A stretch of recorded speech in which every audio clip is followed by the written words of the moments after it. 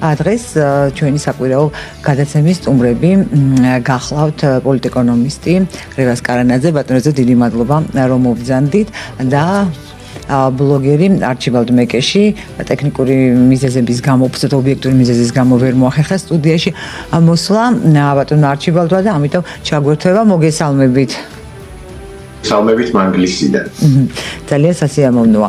ესე იგი, ჯერ აუცილებლად უნდა სანამ თემაზე გადავალ ჩვენი გადაცემის დღეს მოგეხსენებათ არის ოჯახის სიწმინდის დღე, რომელიც დააწესა საქართველოს კათოლიკოს პატრიარქმა ილიამ მეორემ და დღეს პირველად მის გარეშე, მისი ხორციელი ყოფნის გარეშე აღნიშნავს ჩვენი ქვეყანა ამ დღეს, მე გილოცავ თქვენ ამ დღეს, ულოცავ ჩემს სტუმრებსაც, ულოცავ საკუთარ თავსაც და აუცილებლად მინდა ვთქვა, რომ ოპონენტები ამბობენ ერთგვარი ქილიკით ამბობენ, რომ ოჯახის სიწმინდის დღეს ზეიმობენ ადამიანები, რომელსაც შეიძლება რაღაცა პრობლემები ჰქონდეთ ოჯახში. მე ამ მოსაზრებას არ ვეთანხმები იმ მიზეზის გამო, რომ ადამიანის ბუნება თუ რელიგიური თვალსაზრისით შევხედავთ მიდრეკილია ცოდვისკენ, თუ ყოფითი თვალსაზრისით შევხედავთ, მიდრეკილი არის უფრო ცუდისკენ და უკეთურისკენ და მე ვფიქრობ, არაფერია იმაზე კარგი, რომ თუნდაც რაღაც ნაწილმა გარეგნულად მაინც აღნიშნოს ეს დღე, იმიტომ რომ ეს გარეგნული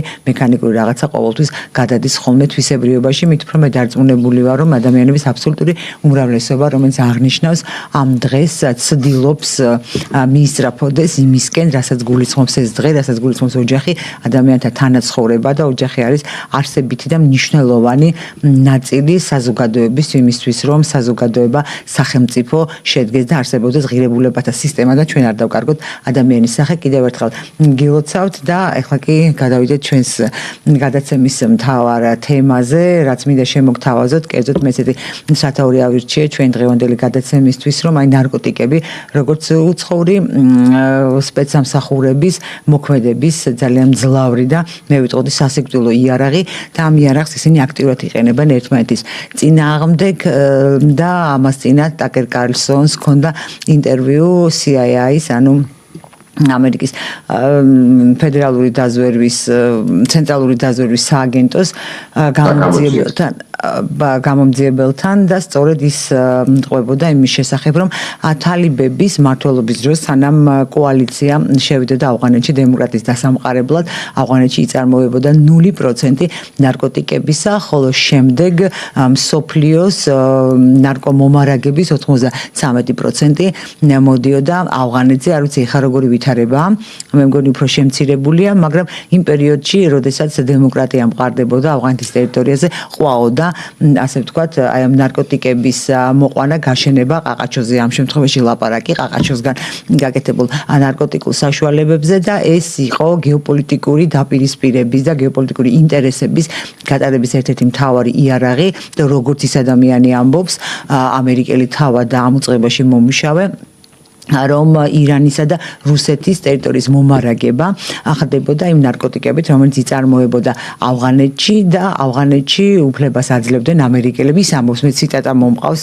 ეს ჩემი ის არ არის, ასე ვთქვათ, ჩემი ნააზრევი არ არის, რომ თუკი არაბების ადგილსამყოფელს მიაწოდებდნენ, შეეძლოთ ძალიან დიდი რაოდენობით ეწარმოებინათ ჰაშიში ყაყაჩოსგან. იმიტომ რომ მათთვის, ანუ ამერიკის შეერთებული შტატებისთვის იყო ძალიან არსებითი და მნიშვნელოვანი, რომ საზოგადოებების დეგრადაცია მოეხდინა ირანში თუ რუსეთში, ალბათ მხოლოდ ამით არ შემოიფარგლებოდა ამ გეოგრაფიული არეალით და შესაბამისად მიიღწია თავიანთი მიზნებისთვის, თუმცა ეს არ არის ცალმხრივი პროცესი. მეორე მხრივ, თავად რუსეთიც და ის ქვეყნები, რომლებიც დაინტერესებულნი არიან ამერიკის შეერთებული შტატების საზოგადოების დეზორიენტაციით და დეზინტეგრაციით, ისინიც თავის მხრივ ზუსტად იმავე პოლიტიკას ატარებდნენ და შექონდათ პრეპარატები, რომელსაც ეს ჩინურ თეთრ ჩინელს უწოდებდნენ, ასე ვთქვათ, შავ ბაზარზე, რომელსაც მორფზე 80-100-ჯერ მეტი ზემოქმედების უნარი აქვს და ასევე უფრო მეტი უარყოფითი, რა თქმა უნდა, გვერდითი მოვლენები ახასიათებს, ასე რომ ეს სპეცსამსახურები ერთმანეთს ებრძვიან, ეს გასაგებია, იმიტომ რომ გაატარონ თავიანთი ინტერესები, ხოლო თუ გადავხედავთ, რომ პოსტსაბჭოთა სივრცეში და საქართველოში, განსაკუთრებით სხვათა შორის უკრაინაშიც 2000-იანი წლების დასაწყისში ძალიან აქტიურად და ახლაც ნარკოტიკებისადმი ძალიან ისეთი უცნაური და ლოიალური დამოკიდებულება მე ყოველთვის ვიღს კი გამიგრძელდა სიტყვა, მაგრამ აუცილებლად უნდა თქვა, ამიტომ ეს მნიშვნელოვანი მოვლენა. მე მახსოვს ჩვენთან რო ჩატარდა აქცია ჟანგონით სავსე მამაკაცები, ახალგაზრდებიც მათ შორის უმეტესობა გამოვიდნენ და ისინი მოითხოვდნენ ყველა ტიპის ნარკოტიკის თავისუფლების მოპოვებას, ძალიან ისეთი თეატრალური აქციაც კი ჩატარდა და რაღაც მე არ მახსენდება რომ ვინმე გამოსულიყო მათ შორის ჟანგონით სავსე მამაკაცები, ამ ქვეყნის მოქალაქეები და მოეთხოვათ რომ გვასწავლენ ჩვენ რაღაც სამხედრო უნარჩვევები რომ შეგვიძლებოდა თქვათ ამ ქვეყნის დაცვა. არა, ისინი მოითხოვდნენ ნარკოტიკებს, ჩვენ ყავდა და ყავს პოლიტიკური პარტია, რომელიც ამის პოპულარიზაციას ეწეოდა, რაც ჩემი აზრით ძალიან ცუდია, იმიტომ რომ რატომაც თქვათ ის მაგალითი მოვიტანე, რომელიც ტაკერ კარლსონის ინტერვიუერმა აღნიშნა.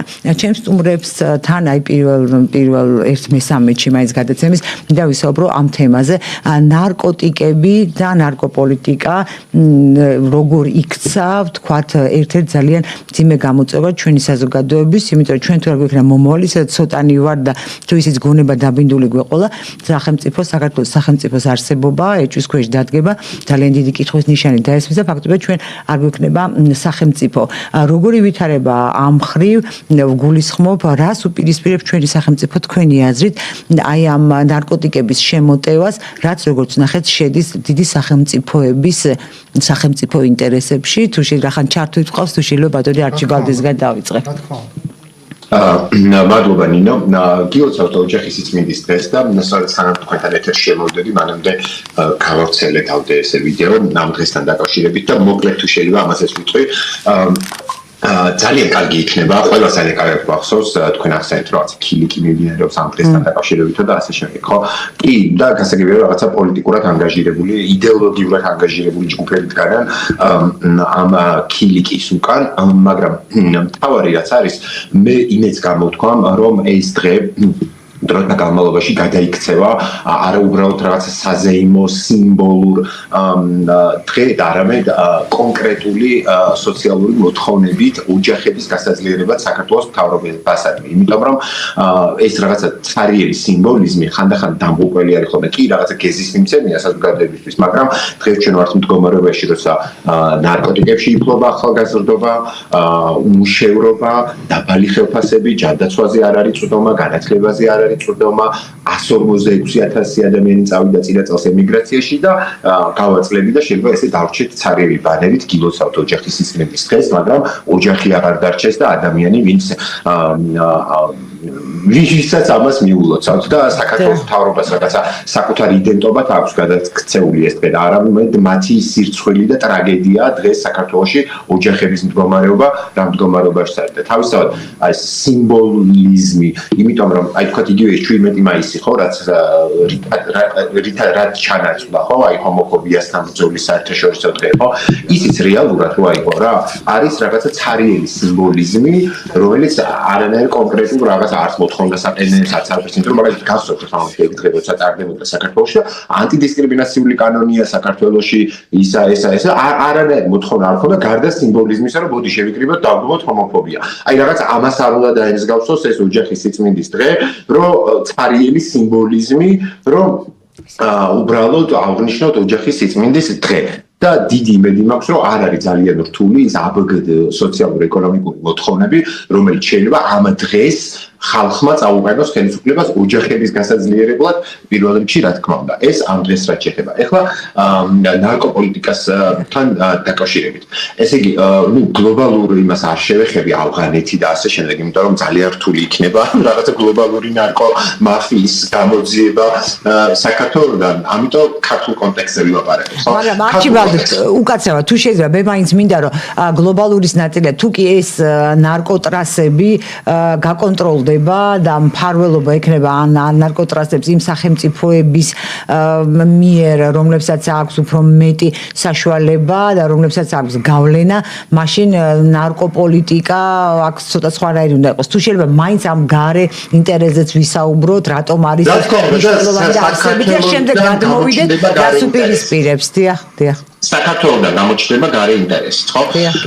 საქართველოს გაიარა ურთულესი პერიოდი და სხვათა შორის ჩემი აზრით, საქართველოს მაგალითად ძალიან ნათლად ჩანს ჩემი აზრით, როცა არ არის მხოლოდ გარე ფაქტორები და ამას შიდა პოლიტიკას განსაკუთრებს და აი ხა ნებისმიერი მაყურებელი რომელიც უბრალოდ იმ ასაკში მაინც არის რომ ეს ბოლო 10 წლები ახსოვს საქართველოში ძალიან კარგად მიხვდება რაზე ვსაუბრობ ხო 90-იანები ესე იგი ომებ გამო სამოქალაქო ომი ორი აფხაზეთის ხინვალის კონფლიქტი და შოყური თერაპია გამოვლინდა საზოგადოებაში 90-იანებში უცბად ძალიან ხელმისაწვდომი აღმოჩნდა ეს პროცესი გორბაჩოვის ბოლო პერიოდიდან დაიწყო საბჭოთა კავშირში მაგრამ განსაკუთრებით განძაფრდა 90-იანებში უკვე პოსტსაბჭოთა პერიოდში აბსოლუტურად ტოტალურად ხელმისაწვდომი გახდა უმძიმესი ნარკოტიკები ქვეყანაში ანუ ქვეყანა სავარაუდოდ გახდა ნარკოტრაფიკის გზა და ასევე იმ რაღაცა ჯოჯოხეთურ ეკონომიკურ პოლიტიკასაც ჭირდებოდა ქაოსის ელემენტად ეს ნარკოტიკული საშუალებები. ეხლა და როგორ მოვედი დღემდე ეს მინდა ვთქვა.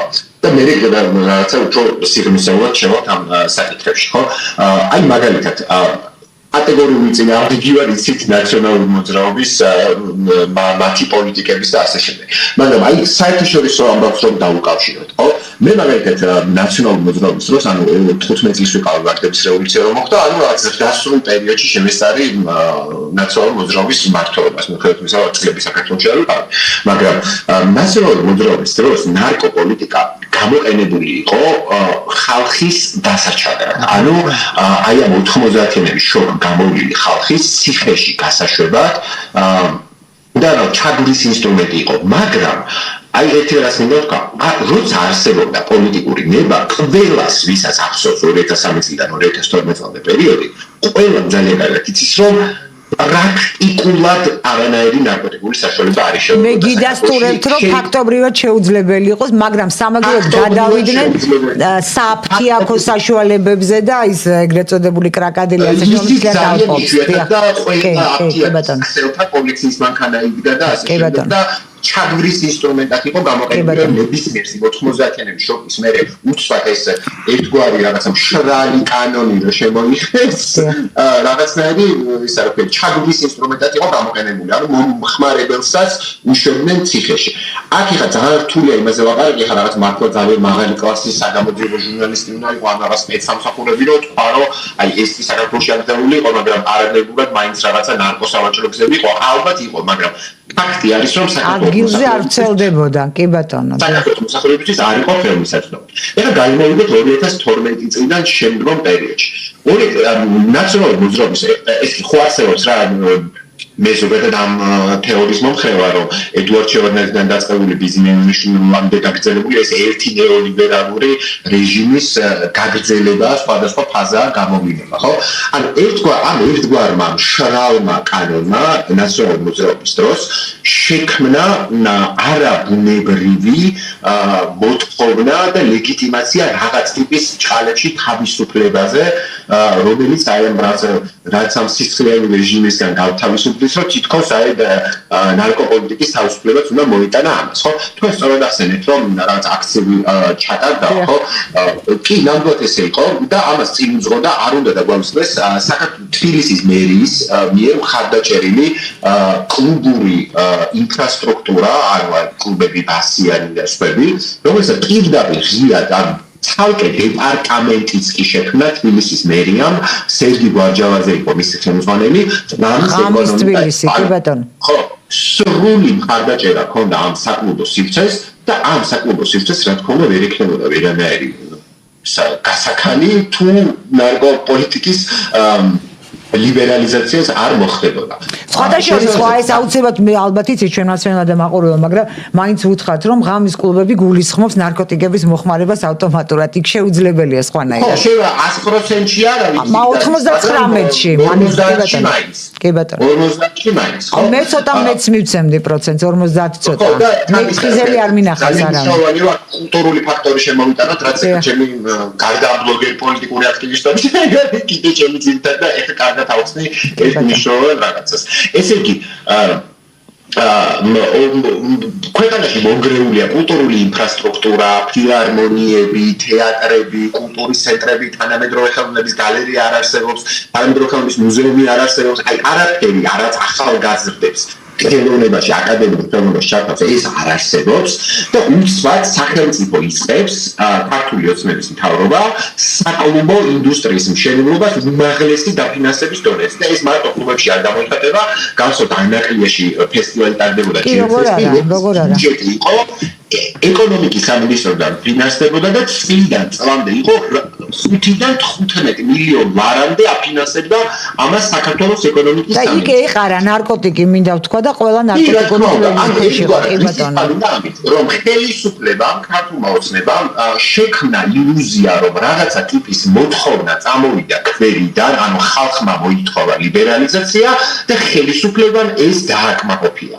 და რეალურად მივიდეთ რა. და რატო არის ხა საკლუბო სივრცე მნიშვნელოვანია, იმიტომ რომ კიდევ ერთხელ ვამბობ, რომ ვიცი რომ რადიკალური აზრები არსებობს ამ საკავშირით, გინდა ერთი მხრიდან და გინდა მეორე მხრიდან, მე სადღაც ჯუაში ვარ და შეიქმნა ეს საკლუბო სივრცე, მაგრამ პრობლემა საკლუბო სივრცის შექმნა კი არ იყო.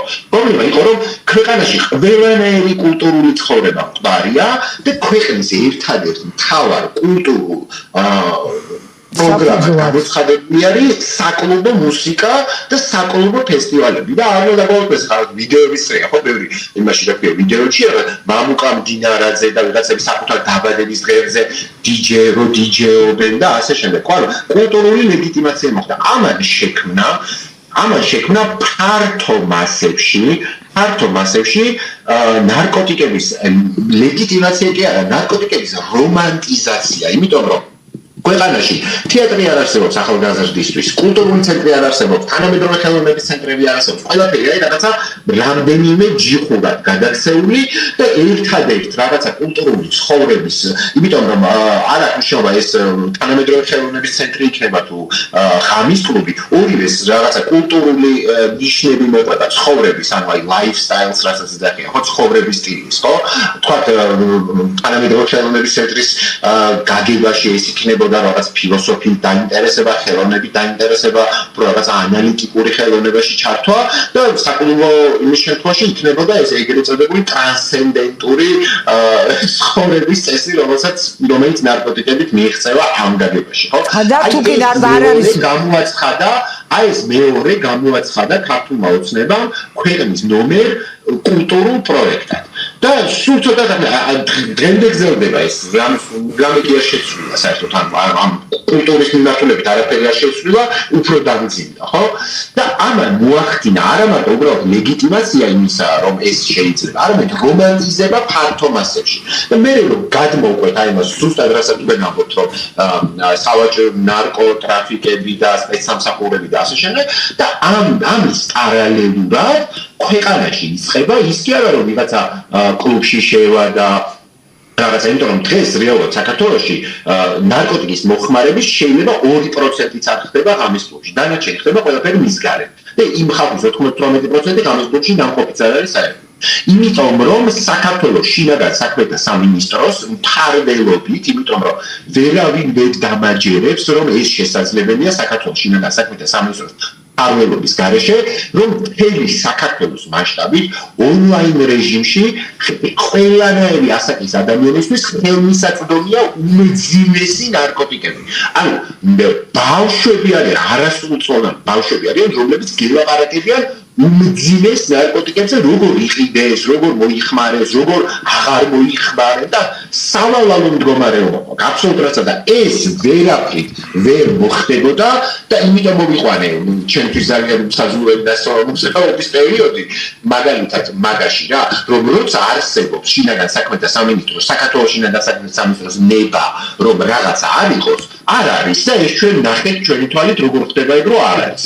მაგრამ ეხლა ვხედავთ მეორე უკიდურესებას, თუ ნაციონალური მოძრაობა ნარკოპოლიტიკას, ანუ მომხმარებლის დაჭერას იყენებდა ხალხის რეპრესიისთვის, ქართულმა ოცნებამ ეს შეცვალა და პირიქით მოხმარებას ხდის ძალიან ხელმისაწვდომს იმისთვის, რომ დაჩაგროს და გათიშოს საერთოდ პოლიტიკური ცხოვრებიდან. მაგას აკეთებდა ნაციონალურ მოძრაობა ციხეში შეხრით, ქართული ოცნება აკეთებს მაგას ხალხის გაბრუებით.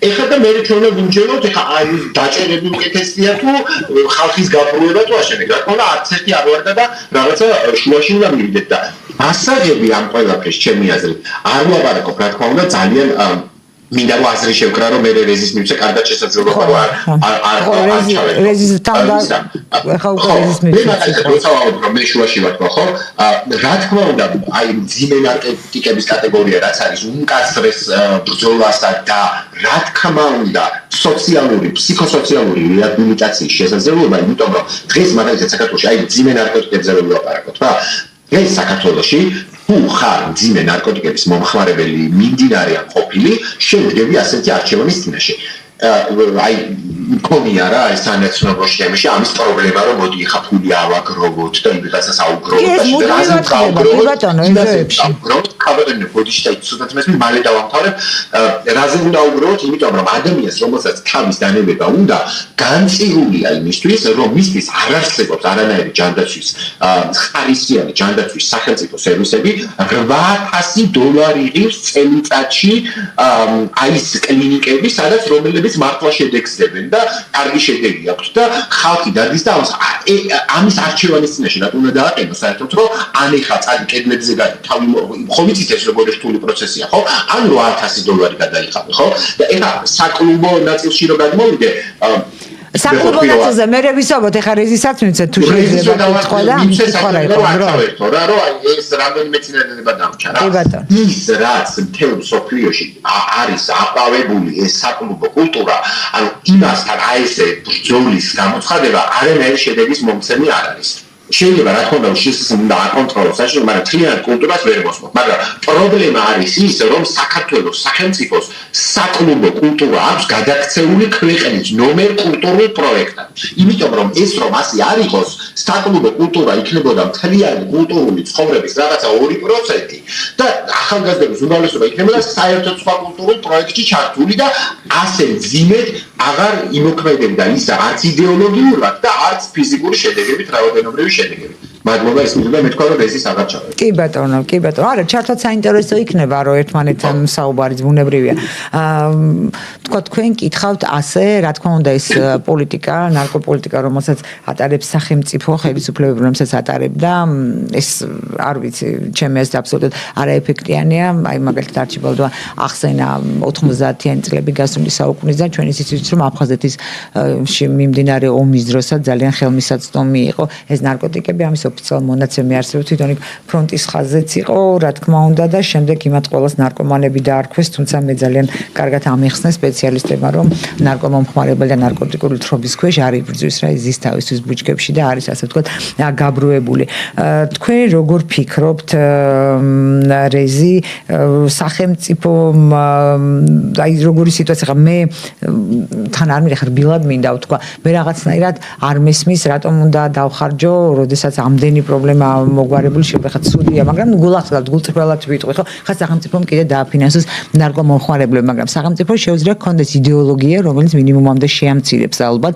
და პოპულარიზაცია არ ექნება რატო ვერ მოახერხა ჩვენმა სახელმწიფომ რომ პოლიტიკურ დონეზე მაინც მოეხდინა გავლენა და არ არსებულიყო ჩვენთან მაგალითად პარტია გირჩი რომელიც პირდაპირ ჩვენ ნახეთ ხო როგორ დამოკიდებულება იყო პოლიციისადმი როცა ისინი რგავდნენ პირდაპირ ეთერში ასე ვთქვათ კანაპს ხომ ასე იყო ხო არ მეშლება ეს შემდეგ დამიჭერენ არ დამიჭერენ და სადაც ისი პოპულარიზაცია მიდიოდა ამასთან ბრძოლა როგორ შეიძლებოდა და როგორ შეიძლება და როგორ იქნება ეს აღქმული იგივე კლუბები სადმი აგრესიული დამოკიდებულება გახარიას ოპერაციას ვიხსენებს სულმე მაგრამ ის ვერაფერს გახდა იმიტომ რომ ეს არის საერთო ქსელის საერთო აი ამ კლუბების ნაწილობრივ ძალიან გავლენიანები არიან რა საშუალება ჰქონდა საქართველოს სახელმწიფოს რომ ნელ-ნელა რაღაცა აელაგმა ეს სცენი და რატომ გახდა იძულებული თავის დროზე ის ხელისუფლებები რომლებმაც შემოიტანეს ეს და ვთქვათ მაშინ ვერ შეძლეს წინააღმდეგობის გაწევა მე მაინც იმაზრს ვიზიარებ რომ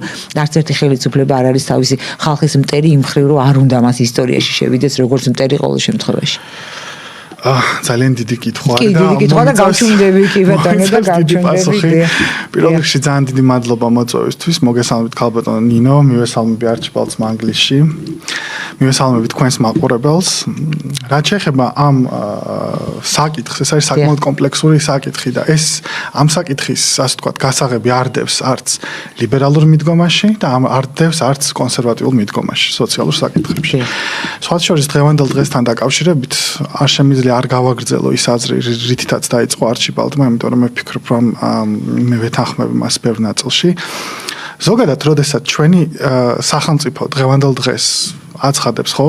ოჯახის სიწმინდის დღეს, ამას უნდა მოყვეს შემდეგ შესაბამისი პოლიტიკა, რაც იმას ნიშნავს, რომ ჩვენ არ უნდა გვყავდეს ოჯახები, რომელთაგან თითქმის ყოველ მეორე ოჯახში არის ვიღაცა წასული ემიგრაციაში, რადგან ქვეყანაში ვერ პოულობენ საკმარის საშუალებას, რომ უზრუნველყონ თავიანთი ოჯახები, რაც არის ჩემის აზრით ტრაგედია. ეს განპირობებული არის პირველ რიგში სოციო-ეკონომიკური სტრუქტურით, რომელიც არის დღევანდელ დღეს ჩვენს ქვეყანაში.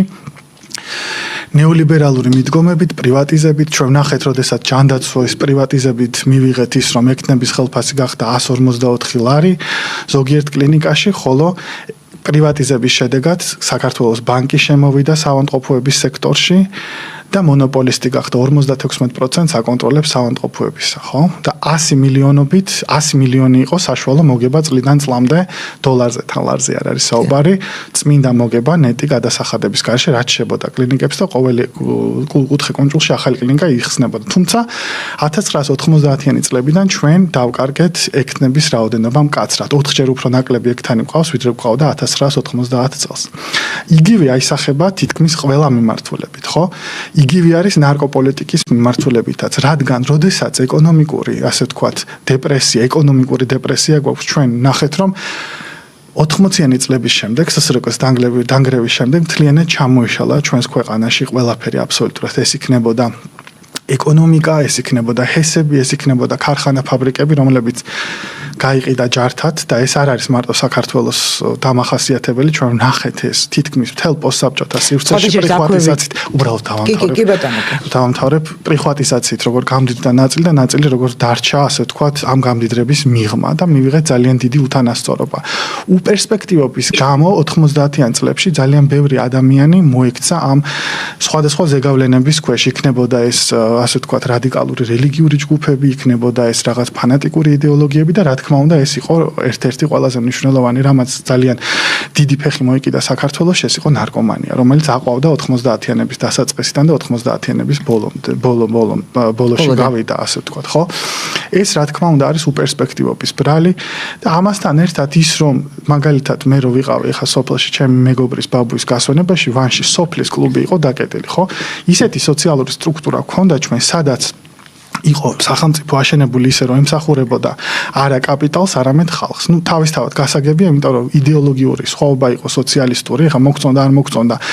შრომელი ადამიანების კეთილდღეობა ბევრად უფრო იყო დაფასებული, მაგრამ როდესაც ეს სისტემა ჩამოიშალა და ალტერნატივად მივიღეთ სოფლიო ბანკის, სავალუტო ფონდის, რადიკალური პრივატიზება, შოკური თერაპია, შევარდნაძის პერიოდიდან დაწყებული, რომელიც შემდეგ სააკაშვილის პერიოდში ავიდა ზენიტში. და შემდეგ დღევანდელ დღესაც სამწუხაროდ იგივე პრობლემებს ვაწყდებით, ხო? თავრობამ აღიარა კიდეც, რომ მარჟების პრობლემა იყო, მე უარი თქვა ფასებთან დაკავშირებით ფასნამატებზე. პრობლემა იყო თურმე ისიც, რომ ერთ ადამიანს ასაქმებენ 5-6 ადამიანის მაგივრად მაღაზიებში თუნდაც. და ეს არის პრობლემა, რომ ჩემი და არჩიბალდის თაობა მაგალითად, ხო, ქვეყნიდან გარბის, იქიდან გამომდინარე სოციო-ეკონომიკური პრობლემებით მათ პერსპექტივა აღარ აქვთ რა. ჩემი ბავშვობის მეგობრების ძალიან დიდი ნაწილი ქვეყნიდან წასული არა, იმიტომ რომ საქართველო არ უყვარს, გიждდებიან საქართველოს. უბრალოდ ვერ ნახეს აქ სტაბილური სამსახურები. ძალიან არასტაბილური ეკონომიკური სიტუაცია არის რა, იმიტომ რომ ხელფასები არის თითქმის შეუსაბამო ხარჯებთან მიმართებით, თან მით უმეტეს, როდესაც საბანკო სისტემებში ბანკები არიან მევახშეების ფორმით მოსულები და სხვადასხვა ფინანსური ინსტიტუტები, ის რომ დღევანდელ დღეს საბანკო სექტორში დეპოზიტური და კომერციული საქმიანობა ბანკს არ აქვს შეზღუდული და შენი დეპოზიტით და დანაზოგებით შეუძლია ბირჟებზე ითამაშოს, ეს ძალიან საშიშია. ანუ ამ პრობლემებიდან გამომდინარე ვართ ჩვენ ამ მოცემულობაში. თუმცა, რა თქმა უნდა, არ არის გამორიცხული ისიც, რასაც თქვენ ამბობთ თავიდან, რაც ძალიან მნიშვნელოვანია ჩემის აზრით. საერთაშორისო დონეზე, როდესაც იყენებენ ამ იარაღს, მაგალითად ნარკოდამოკიდებულებას იმისათვის, რომ დაასუსტონ საზოგადოება. რა თქმა უნდა, ეს იყო გამოყენებული საბჭოთა კავშირის წინააღმდეგ მასიურად და მასობრივად იყო გამოყენებული განსაკუთრებით 90-იან წლებში ამერიკის შეერთებული შტატების მიერ და ამისი არაერთი ისტორიული მაგალითი გვაქვს. არ დაგვავიწყდეს, რომ ჩვენს მსოფლიო ისტორიაში არის ცნობილი ორი ეგეთი ომი, რომელიც ნარკოტიკების გამო მოხდა. ეს არის ოპიუმების ომი პირველი და ოპიუმების მეორე ომი. ეს რატომ მოხდა? იმიტომ რომ ბრიტანეთის კოლონიალისტურ იმპერიას უნდოდა რომ ევაჭრა ჩინეთის იმპერიასთან მე-19 საუკუნეში. თუმცა ჩინეთს არაფერი სურვილი არ ქონდა ბრიტანეთთან ევაჭროს, რადგან ყველანაირი რესურსი გააჩნდა. და ამავდროულად ბრიტანეთი მიდიოდა წაგებაში ჩინეთთან, რადგან ჩინეთს ქონდა ძალიან დიდი რაოდენობით ვერცხლი, რისი რაზე წტომა ბრიტანეთს არ ქონდა. აქედან გამომდინარე, მათ დაიწყეს ჩუმჩუმად ინდოეთის კოლონიაში, ბენგალის შტატში დიდი რაოდენობით ოპიუმის მოყვანა და ჩუმად შეტანა. და როდესაც ჩინეთმა ეს არალეგალური მოაცხადა ბრიტანეთმა, თავისმა ევროპელმა მოკავშირეებმა, საფრანგეთმა, გერმანიამ, რუსეთმა, შემდეგ კი იაპონიამ და ამერიკამ უკვე მეორე ოპიუმების ომში აიძულეს ბრიტანეთს, რომ ოპიუმებით აიძულა ბრიტანეთმა ჩინეთი, რომ ოპიუმებით ვაჭრობა გაეხადა რა? მისაღები ჩინეთში და ჩინელი ხალხის ძალიან დიდი რაოდენობა გახდა ამაზე დამოკიდებული. და შემდეგ ჩინეთს მოუწია დათმობა ტერიტორიები გერმანიისთვის, ჰონკონგი როგორ დაიკავა, იმან რა ქვია ბრიტანეთმა, ხო, სწორედაც რომ ოპიუმების ომების გამო და იაპონიის აღზევებაც ამ პერიოდიდან იწყება. და ჩინეთი ამ პერიოდს იცით რას უწოდებს? არა მხოლოდ ამ ომებს და ამ ომებში მარცხს. და რუსეთმა სხვათვის მანჩურიაც წაიღო. არ ამ ომებში მარცხს, მხოლოდ ანუ მთლიანად საზოგადოების დაკნინება მოხდა და ძალიან სერიოზული სოციალური, ეკონომიკური და კულტურული, ასე თქვა, დაისი იყო ჩინეთისთვის. ამ საუკუნეს, მე-19 საუკუნეს ეძახიან, ეს იყო ჩვენი დიდი დამცირების საუკუნეო და ჩვენ უნდა გავაკეთოთ ყველაფერი იმისთვის, რომ ეს აღარ განმეორდეს. და ამაზე არის აგებული არა მხოლოდ კომუნისტური მაოს იდეა, არამედ თანამედროვე ჩინეთის კომუნისტური პარტიაც ამას აგრძელებს. იგივე აგრძელებს მაგალითად ტაივანში კუომიტანგი, რომელიც ჩანკაიშეკის შთამომავალი იყო. აქედან გამომდინარე, ეს არ არის ახალი. და ამავდროულად ჩვენ სამწუხაროდ, როდესაც გზავნიდით ჩვენს ჯარისკაცებს, როდესაც ოკუპირებული ქვეყანა ვართ ჩვენ და ვცდილობდით რომ მე ვფიქრობ რომ ხარკის სახით გაგვეგზავნეთ ჩვენი ჯარისკაცები ამერიკის შეერთებული შტატების არალეგალურ ოკუპაციაში ერაყში, რომელშიც გაერო სანქციებაც არ ქონდა ავღანეთსგან განსხვავებით და თავისი ნატოს მოკავშირეები, როგორიც არის საფრანგეთი და როგორიც არის გერმანია, შაკ შირაკი და შროდერი უარზე წავიდნენ იმაზე, რომ გაეგზავნათ ერაყში ოკუპაციაზე. ჯარისკაცები, ჩვენ გავგზავნეთ ჩვენი ბიჭები. ჩვენ გავგზავნეთ ავღანეთში კონტინგენტი და ჩვენ გვყავდა იგივე რაოდენობის კონტინგენტი ავღანეთში, რაც ყავდა 80 მილიონიან გერმანია, 3 მილიონი ნახევრიან პატარა საქართველოს. იმისთვის, რომ ჩვენ თითქოს მივიღებდით რამეს ხელმოსაჭრელს, რომ ნატო შევიდა, არაფერი არ მივიღეთ და საბოლოო ჯამში ჩვენ გავწირეთ ჩვენი ბიჭები, ჩვენ გავწირეთ ჩვენი ჯანმრთელობა და ჩვენ გავხდით რაღაც პერიოდში ასევე ძალიან ბევრი სტატია ქვეყნდებოდა, რომ ავღანეთში მოყვანილი ნარკოტიკების ერთ-ერთი ჰაბი, ანუ გზა, რომელიც მიდიოდა დასავლეთში და ამერიკა ამისთვის გვიყენებდა. რა თქმა უნდა, ამ მოცემულობაში ჩვენ გვაქვს ძალიან მძიმე ისტორია. ერთი რომ პერსპექტივა არ გვაქვს, აქედან გამომდინარე რომ მოსახლეობის ახალგაზრდობა უკვე რამდენიმე თაობა უპერსპექტივობას განიცდის. მიუხედავად იმისა, სწორედ აღნიშნა არჩიბალდმა, რომ სიმბოლური არის ეს აღნიშვნები უფრო მეტად ვიდრე შინაარსობრივი, იმიტომ რომ შენ როცა ხარ პოლიტიკაში, როცა ხარ მთავრობა, უნდა ჩასაჭიდი რაღაცა შექმნა მატერიალური, რაც მართლა გამყარებს იმ იდეებს, რასაც შენ ასე ვთქვათ ამბობ. შენ როდესაც საუბრობ სუვერენულობაზე და მინისტრმა მე ეკონომიკის განაცხადა, რომ დამოუკიდებელი ეკონომიკა გვინდაო, თუმცა ისევ და ისევ ორიენტირებული ხარ, რომ აქ შემოვიდეს მხოლოდ და მხოლოდ ისეთი ინვესტიციები, რომლებიც დაბანდებული არის პრივატიზებაში მიწების, ან დაბანდებული არის დროებით გადაცემაში მიწების, ან მხოლოდ და მხოლოდ მომსახურების სექტორის განვითარებაში, როდესაც არანაირი ხედვა არ გაქვს, როგორც წაახალისო საწარმოო კაპიტალი საქართველოში არ არის აუცილებელი, მანდა მაინც მძიმე წარმოებიდან დაწყება არის აუცილებელი, მაგალითად სასოფლო გადამამუშავებელი მრეწველობით, სამაცივრე სისტემებით, ხო?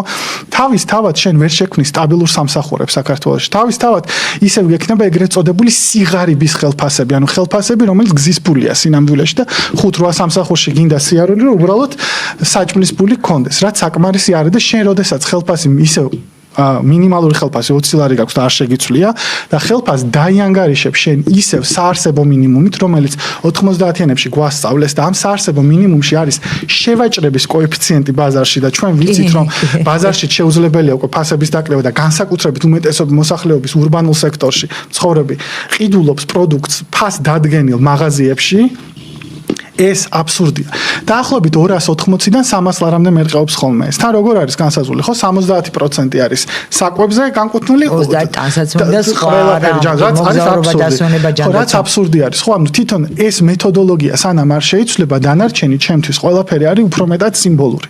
მე ვუყურებ ამას უფრო პოლიტეკონომიური თვალსაზრისით. თუ ჩვენ არ შევთქმენით ისეთი ეკონომიკა, რომელიც შექმნის პერსპექტივას ჩვენთან ახალგაზრდებისთვის, თუ არ იქნება პერსპექტივა, ჩვენ მხოლოდ და მხოლოდ სიმბოლიზმით ახალგაზრდობას ვერ მოვიზიდავთ. სიმბოლიზმთან ერთად უნდა იყოს ნაბიჯები კონკრეტული. სამუშაო, განათლება. ხო, შენ თუ განათლებას იღებ და შენი პროფესიით არ მუშაობ ამ ქვეყანაში და მე მიდიხარ, მაშინ რისთვის იღებ ამ განათლებას, ხო? ანდა ტრაგედია ისიც, რომ პროფესიულ განათლებაზე საუბრობს მაგალითად განათლების სამინისტრო და არის ამ პროფესიული განათლების ცენტრებში, სადაც ძალიან ბევრი ფული იდება ამავდროულად და პროგრამებში, რომ მოდი დაგასაქმებ უცხოეთში. უცხოეთში წასვლა ჩვენ ვაფინანსებთ. არ ვიცოდი ესეა? კი, უცხოეთში დასაქმება არის რეკლამა არის. ეს შეიძლება ასე არის, მაგრამ ანუ დასაქმება ეგრე გარანტია არის, მაგრამ რეკლამა არის მიზიდვა ამასთან. ანუ იდეოლოგიური მიმართულებაა ეს წადი ქვეყნიდან. ანუ პრობლემა არის ეს, იმიტომ რომ აქ პერსპექტივა არ იქნება. ამიტომ არის დამოკიდებულებები ნარკოტიკებზე, იმიტომ არის ეს მაგალითად რაც იყო, რომ სხვა პერსპექტივა არ გქონდა კლუბური ცხოვრების მხოლოდ ერთი ამას ანვითარებ როგორც კულტურის ერთ-ერთ მიმართულებას, ერთადერთ მიმართულებას, უბრალოდ და არა ერთ-ერთს რაც უნდა იყოს. ადამიანს ამას ვერ შეუწყუდა. მაგრამ მე იმას არ ვიმხრობი მაგალითად რომ მსუბუქ ნარკოტიკზე როგორც არის მარიხუანა ადამიანამდე დააკავა და ეს მერე მის წინააღმდეგ შანტაჟად გამოიყენო. პირიქით შენ უნდა შექმნა ისეთი პოლიტიკა. აი მე სხვათა შორის ეხა კატეგორიულად უნდა ვთქვა ჩემი უნივერსუმრის გასაგონად არ ეს უნდა ვთქვა აქვე არანაირი მსუბუქი ნარკოტიკი მარიხუანა არ არის იმიტომ რომ კვლევებით ეს იმას ნიშნავს ჯერ ერთი ის ტვინში ილექება და რჩება და იწვევს საკმაოდ რთულ არეულობებს და შემდეგ 60-70% გადადის უფრო მძიმე ნარკოტიკზე ასე რომ აი ესეც ჩემი აზრით არასწორად არის დამკვიდრებული რომ დაგეთახმებით მაგაში კატეგორიულად იმიტომ რომ არსებობს ძალიან ბევრი კვლევა რომელიც საპირისპიროს ამტკიცებს მაგრამ მე სხვა რამეს ვამბობ ის რომ ადამიანებს შეუქმნა მეტი პერსპექტივა იყოს ნაკლებად დამოკიდებული წამლებზე რაღაც სხვადასხვა საშუალებებზე იყოს ნაკლებად დამოკიდებული აი მაგალითად ეხა დაიჭირეს ძალიან ბევრი ახალგაზრდა საქართველოში ფაშისტური ჯგუფებში საქართველოში ნეონაცისტური ჯგუფები რო არსებობს ხო წარმოუდგენელია ჩვენ ვიყავით მსხვერპლი 90-იანების ბოლოს რუსეთში ნეონაცისტური ჯგუფების იმიტომ რომ ჩვენ თეთრებად არ აღვიქვავდნენ ხო აი ეს არის ტრაგედია პრობლემა რა არის რომ ეს რადიკალური იდეოლოგიაც რატო შემოდის იმიტომ რომ პერსპექტივა არ არის დანგრეული არის სისტემური აწყობა არ არის ჩვენს ქვეყანაში და ეს იწყება სათავეს იღებს სოციო-ეკონომიკური სტრუქტურების გაუმართავობისგან ჩვენ რაც არ უნდა ვებრძოლოთ მხოლოდ და მხოლოდ შედეგებს და მიზეზები თუ არ ამოვძვირკვეთ ჩვენ უფრო გაგვირთულდება მდგომარეობა დემოგრაფიაც ამასთან არის დაკავშირებული ჯანმრთელობაც ამასთან არის დაკავშირებული იმიტომ რომ პრივატიზებული ჯანდაცვა ვერ უზრუნველყოფს ჯანმრთელობის ხარისხის აწევას პირიქით პრივატიზებული ჯანდაცვა ეს არის ფულის გასაკეთებელი ბიზნესი და ესაც ეს ასე არის ჩვენ რაც არ უნდა ჩავდოთ მეტი ფული კერძო ჯანდაცვაში კერძო ჯანდაცვა იქნება მოგებაზე ორიენტირებული და არა თავიანთი ამ დაავადებების გავრცელებაზე მოსაზრებაც არის ხო თუ თქვენ მიხვედით ექიმთან და ექიმა დასვა დიაგნოზი ეს ნიშნავს რომ თქვენ ვერაზრს ვერ გამოჯანმრთელდებით ხო და პრობლემა ესაა რომ პრევენციული ჯანდაცვა რაც არსებობდა ჩვენთან პოლიკლინიკების სისტემა ეს მოიშალა პრევენციული ჯანდაცვა აღარ არსებობს იმიტომ რომ კერძო სექტორს არ აწყობს პრევენციული ჯანდაცვა იმიტომ რომ ჯანდაცვა გახდა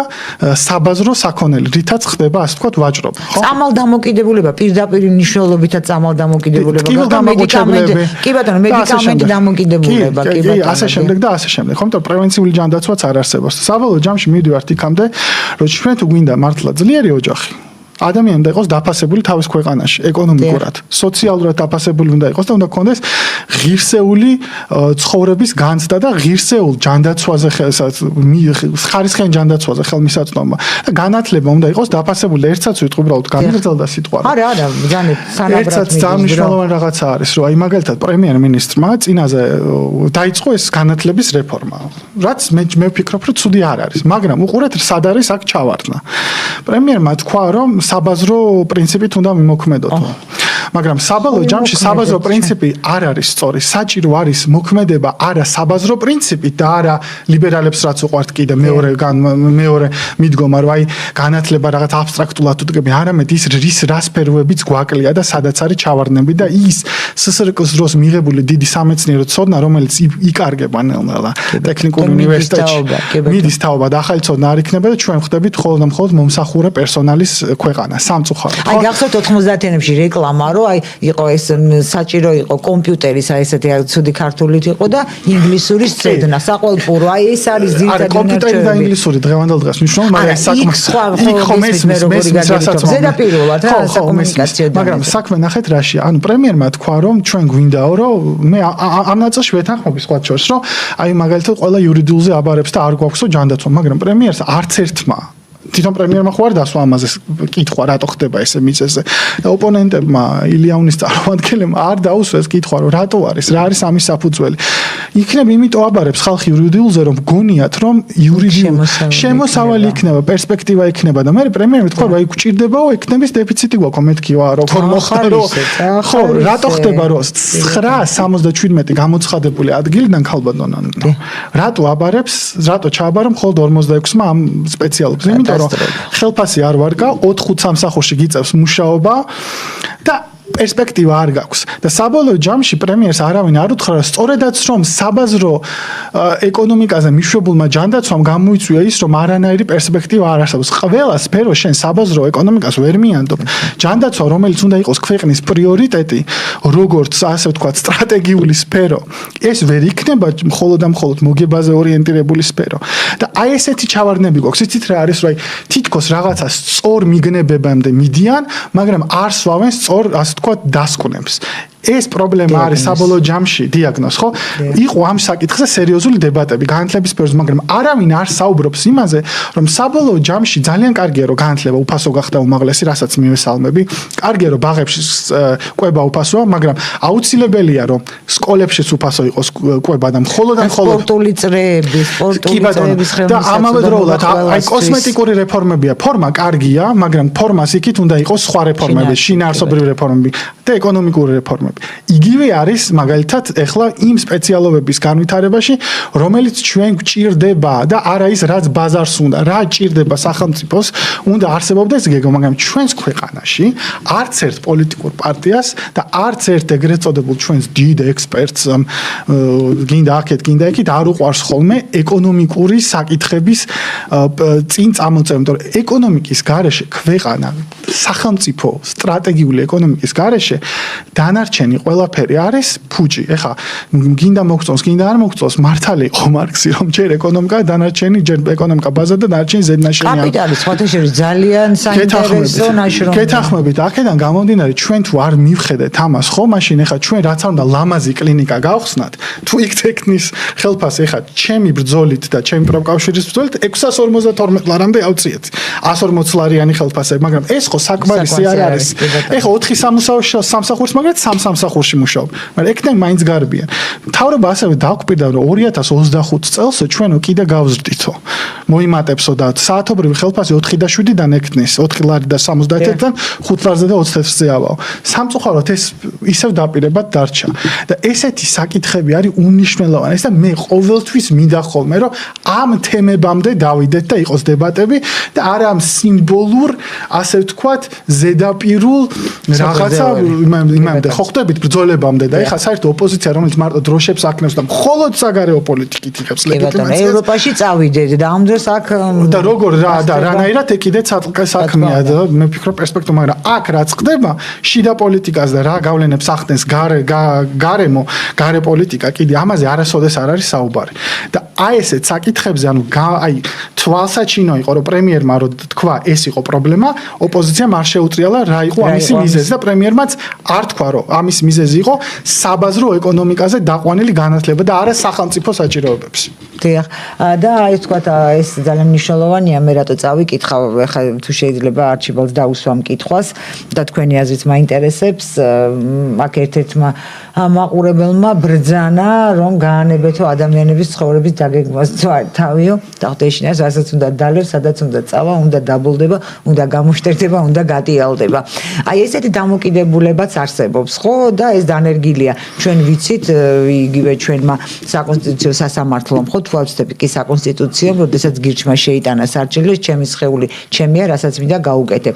რა თქმა უნდა, მაგრამ მე მინდა ჩვენს ველზე მაყურებელს შევახსენე, რომ არა მხოლოდ ჩვენი კანონმდებლობით, არამედ ყველა სხვა ქვეყნის კანონმდებლობითაც თვითმკვლელობაც კი იჯება თუ გადარჩა ვინმე, იმიტომ ზიანს აყენებს საკუთარ თავს. აი ასე დამოკიდებულება როგორ შეიძლება გავანეიტრალოთ. რაღაცა რაოდენობა იქნება ადამიანების, მაგრამ მე ძალიან ბევრ ახალგაზრდას ვიცნობ, რომლებიცაც ედოთ ეხა უკვე აღარ ჭრის გირჩის საბუთი, ხო, ჯიბეში, როდესაც მათ არ უნდათ ჯარში სამსახური, იმიტომ რომ თქვათ აი ყარაულში დგომა არ მინდა, ბიჭო, მე იმას რომ მოითხოვ, მოდი მე თავისუფლად დავთვრები ნარკოტიკებით, მოითხოვე ის რომ ყარაულში არ მინდა და უნარჩვები მასწავლე, ხო, ეს კიდე სხვა თემა. ანუ ეს ნორმებად იქცა რაღაცეები, არა მარტო ნარკოტიკი, ხო, რწმენის გაყიდვა. მე ერთი ამბავია, რატო არ აუგებ წესამ, ინფანტილური დამოკიდებულებაა, ხო, ამისადმი. და ადამიანი მე მესმის თქვენ რასაც ამბობთ, რომ აქ არ არის პერსპექტივა და ახალგაზრდობა გარბის, მაგრამ ადამიანს კიდევ აქვს მე სულ ვიმეორებ ეს ჩემი მიდგომა, თვითონაც აკეთებს რაღაც არჩევანს რა და არა მხოლოდ მაშინ, როცა ყველაფერი იავარდით არის მოფენილი. და შენ ყოველთვის ის არის, ყველა კარგია, ხო, როცა შენ კარგად ხარ და ძლიერად ხარ. ადამიანების პასუხისმგებლობას დგას და ამიტომ მინდა კითხოთ არჩიბალდო თქვენ, როცა აი და არც მცირე რაოდენობა ადამიანების, იმიტომ ახსენეს გიჩსაბუთი, ძალიან კარგი ახალგაზრდა, ჩემი შვილის ამხანაგები მაგალითად, ხო, მეგობრები და გაოცებულია, ძალიან კარგი. და უძებს ვითომც არაფერი, ხა თავი კაცი გონია. ნუ ჩემთვის ეს კატასტროფაა.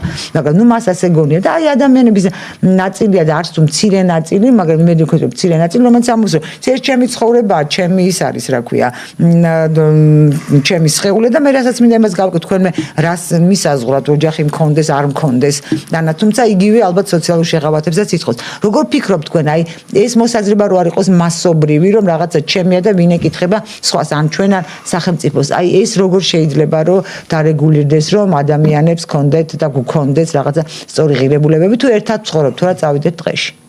ბევრი ვილაპარაკო. ეს ძალიან ბევრი შეს მოიცავდა თქვენი შეკითხვა და შევეცდები რომ რაღაცა კამინდორო. მე ჩუმათვა რამდენი ხანი და ამიტომ ერთბაშადსო. არა, დასაგებია აბსოლუტურად. და შევეცდები რაღაც კამინდორო და მაინც შევინარჩუნო პასუხებში. ეს იგი პირველი დავიწყოთ იქიდან რომ ეხა პარტია გირჩი ახსენეთ, ხო? დიახ. პარტია გირჩი უნდა გესმოდეთ ორივე არის ქუჩესის და სურა ჯაფარიძისიც ეს არის ლიბერტარიანული პარტია, ლიბერტარიანიზმი არის პოლიტ-ეკონომიური იდეოლოგია, რომელიც მთელი სამყაროს გასაქონლებას გვასწავლის, ანუ ხო, აქვს ტოტალური დერეგულაცია, ტოტალური პრივატიზაცია, არანაირი ანტიმონოპოლიური კანონები, ასე შემდეგ და ეს რაღაცა რელიგიურ დონეზე აყვანილი ბაზრის უხილავი ხელი, რომელიც გაარეგულირებს ადამიანის ეკონომიკასაც, სოციალურ ცხოვრებასაც, კულტურასაც და ასე შემდეგ. ხო, ეხლა ეს ვიცით რომ თემ სოფლიოში არის რადიკალურ პოლიტიკურ იდეოლოგიად მიჩნეული და მაგალითად ძალიან ბევრი მათი მხარდამჭერი არის თავს პროევროპელად მიიჩნევს და ალბათ არ იცის რომ მაგალითად ევროპაში ქვეყანა არ არსებობს სადაც ლიბერტარიანული პარტია 0.1%-ს გადასცემია რომელიმე არჩევნებში. რა შეიძლება იმას რომ მე უბრალოდ ქალბატონო ვერ დაგეთანხმებით იმაში რომ ნაწილობრივ დაგეთანხმებით ან ნაწილობრივ ვერ დაგეთანხმებით არ მიზიარებ ლიბერალური მიდგომა ეს ვაი თავად ხალხი ირჩევს, თავად ხალხის ბრალია. არა, მე არ მithქვამს ეს მაყურებელმა თქვა და ის გავიმეორე. მაყურებელმა დაწერა და თორემ მე ასეთ რამეს არ ვამბობ. კი ბატონო. ადამიანის ფსიქიკა და მისი ცნობიერი არ არის იდეალური, ხო? ანუ რა თქმა უნდა, ებული ჩარჩო შექმნა კულტურული პროექტი ან ასე შემდეგ, ზოგადად ადამიანი მიდრეკილი არის გინდა კარგის კეთებისკენაც, გინდა ცუდის კეთებისკენაც და შესაბამისად ცუდი ფიქრისკენაც. ოღონდ ამოცანა ავარი დარტყმა 90% ყოველთვის მოდის სისტემაზე. ანუ რა სისტემაში გზერდით ადამიანს, რა სისტემაში ვაცხოვრებთ ადამიანს და რა კულტურული გარემოა მის გარშემო. და ამაზე რა თქმა უნდა პასუხისმგებელი არის პირდაპირ მთავრობა და სახელმწიფო, ხო? იმიტომ რომ როცა ვაყოთ მაგალითად თქვენ თქვით რომ რატომ უნდა გადაუხადოს სახელმწიფომ ნარკოდამოკიდებულს მკურნალობის ფული, ის ზუსტად იგივე სახელმწიფო და ზუსტად იგივე მთავრობა და ზუსტად იგივე შესაძლებლობა. არა, კითხვის ნიშანი დავსვი. მე მაგალითად ახ არ მომწონს ვიყო. ხო კი ბატონო. ნახეთ, ეს ზუსტად იგივე სახელმწიფოა, ზუსტად იგივე მთავრობაა, რომელმაც ის ამ უიმედობაში ჩააგდო, მე ნარკოტიკები მიუყარა სადარბაზოსთან, მე ციხეში ჩასვა, მე იმასთან და მე მგონი არჩიბალ ძალიან აბუქებთ, რაღაცა ადამიანი არაფერს არ აკეთებს, აი მან სულ გამოგდის ხოლმე მსჯელობაში, რომ სხვები არიან ცუდები. არ დაუბრიქო, მაგრამ გინდა შევარდნაძის ხელისუფლება სააკაშვილის მე სად ვარ მაშინ ეხლა აი ინდივიდის პასუხისმგებლობა სრულად არა მე ვფიქრობ რომ აი ადამიანს მე წავიკითხე ხო ამ ადამიანის თვითონ სხვადასხვა დღეს ოჯახის სიწმინდის დღეა და პატრიარქი ვახსენე და ეკლესიის მიერ არის დაწესებული და სულ ვიმეორებ ხოლმე ამას ჩვენ მუდმივად გვაქვს ხელის გასაშვით გასაშვერი შევარდნაძის ხელისუფლება იყო ცუდი იქ მოხდა ხუნტა სააკაშვილის ხელისუფლება იყო ცუდი ოცნების ხელისუფლება არის ცუდი ჩვენ ვართ ანგელოზები მაგრამ აი ასეთ ცუდ გარემოში მოხვდით რუსეთი არის ცუდი თურქეთი არის ცუდი ავღანეთი არა ვიტყვი და გავჩუმდები ავღანეთში რაღაცა მოყავთ ეს ყაყაჩო შემდეგ იქიდან აკეთებენ ნარკოტიკებს აქ ნარკოტრასებია აბა იქ ის არის ღამის კლუბი აბა რა ვქნა მე თუ არ დავბოლდი თუ არ მოვიპარე თუ არ გავიქეცი ამ ქვეყნიდან ჩვენ ვაკეთებთ ხოლმე სულ ამ აქცენტს და მე იმიტომ ვსვამ აქედან კითხვას სულ ყველა ცუდია ჩვენ ვართ ანგელოზები და ეს ცუდები ვღუპავენ ჩვენ და მე ამიტომ მე სად ვარ ჩემი პასუხისმგებლობა სად არის ჩემი დასახლებული ცოცხალი ადამიანები ხო და ჩემი პასუხისმგებლობა სად არის ამაზეც ვილაპარაკოთ მეთქი სამყარო არ არის არც საქართველო და არც დედამიწა ანგელოზები და დემონებით დასახლებული სამყაროში ცხოვრობენ ცოცხალი ადამიანები ცოცხალი ფსიქიკით რომლებიც არიან მიდრეკილები კონკრეტული საქციელებისკენ ან ისე ან სულისკენ ან კარგისკენ მაგრამ ამოცან არის რა სისტემებს ვქმნით იმისთვის რომ ეს ადამიანები იყვნენ უკეთესად ცხოვრობდნენ უკეთესი ფასეულობები ქონდეთ უკეთესი ქცევა ქონდეთ და ასე შემდეგ ეხლა თქვენ ვახსენეთ მაგალითად კლუბები ხო აი მაგალითად გეტყვით რა ეს საქართველოში ხარ აი ბოლო აი რა 2012 წლიდან დღემდე ნუ ნაციონალური მოძრაობის პერიოდის შედის ამჟამად ნაციონალური მოძრაობის დროს კლუბებიც არ იყო იმიტომ რომ კატეგორიულად სხვადასხვა ეს κλუბები არის ნაციონალური მოძრაობის წევრების საკუთრება როგორც მე ვიცი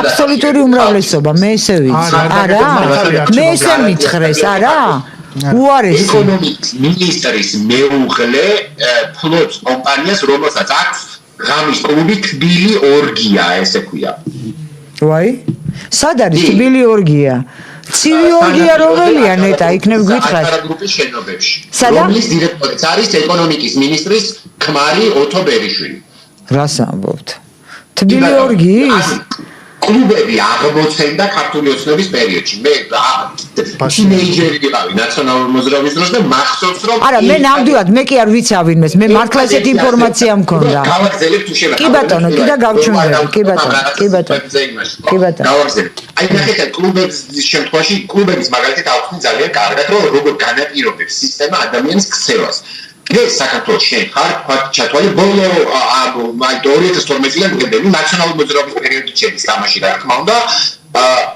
ხარ აი 17-18-19 წლის ახალგაზრდა ხო დაამთავრე სკოლა ჩააბარე უნივერსიტეტში და გეწყება ეს ახალგაზრდული პერიოდი რა ცხოვრებაში რომელიც ყველა ვიცით რომ არის მუდმივად რაღაცის დაინტერესება ასე შემდეგ კულტურულ ცხოვრებაში რა გელოდება ახალგაზრდას ახალგაზრდისთვის საინტერესო თანამედროვე ხელოვნების ცენტრები არ არის თანამედროვე ტექნოლოგიური ცენტრები არ არის ან დიჯიტალ არტს რასაც ვეძახით ფილარმონია კახიძის ცენტრი ყველა სხვა არის ძირითადად მე-19 საუკუნის კლასიკურ მუსიკაში გაჩერებული და არც მე-20 საუკუნე არსებობს თითქოს და არც 21 საუკუნე პლიანი სისტემა მედია ხელისუფლება ყველაფერი გელაპარაკება ფესტივალები და ასე შემდეგ რომელსაც დღემდე ეკონომიკის სამინისტრო აფინანსებს რომ ერთადერთი კულტურული ცხოვრების შესაძლებლობა არის ღამის კლუბი ეს არის მარტო შესაძლებლობა კი არა ეს არის ცხოვრების სტილი ასე ამიტომ სისტემა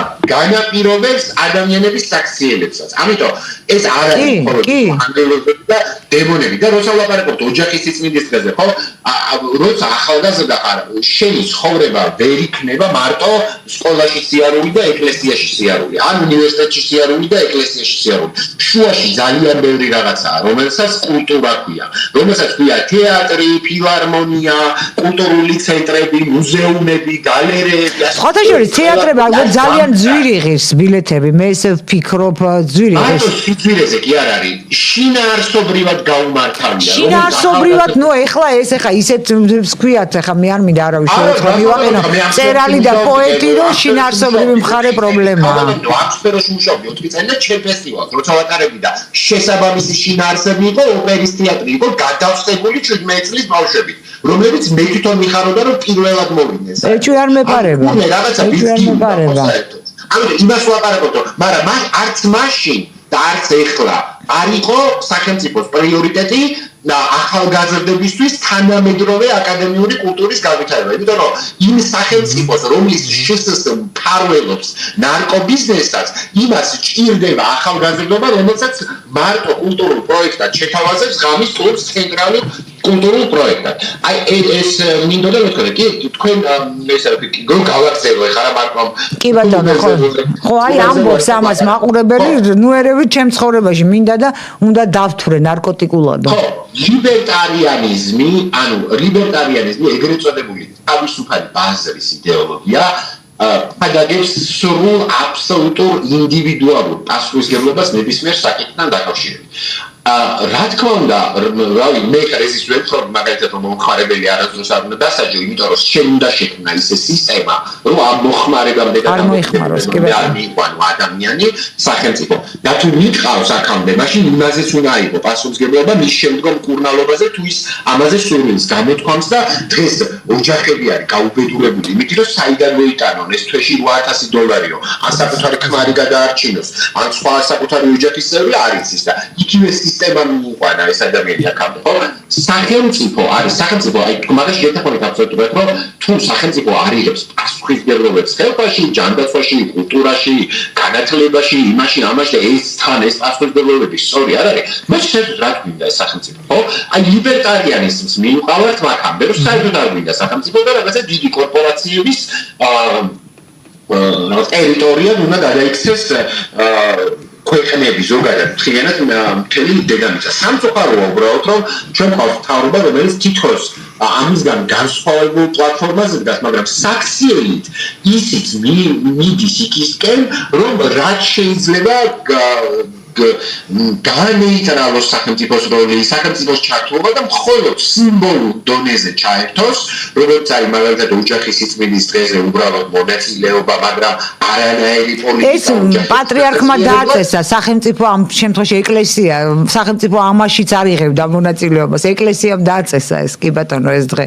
კი, ხო, ეს დღე ეკლესიის დაწესებულია. ამას როცა ეკლესია აწესებს, თქვა ოჯახის სიწმინდის დღეს, იმის პარალელურად თქვა 17 მაისს რა დღეს იყო დაწესებული, ამ დროს სახელმწიფო რო შემოდიხარ აქ, ხო, რაღაცა გააკეთე.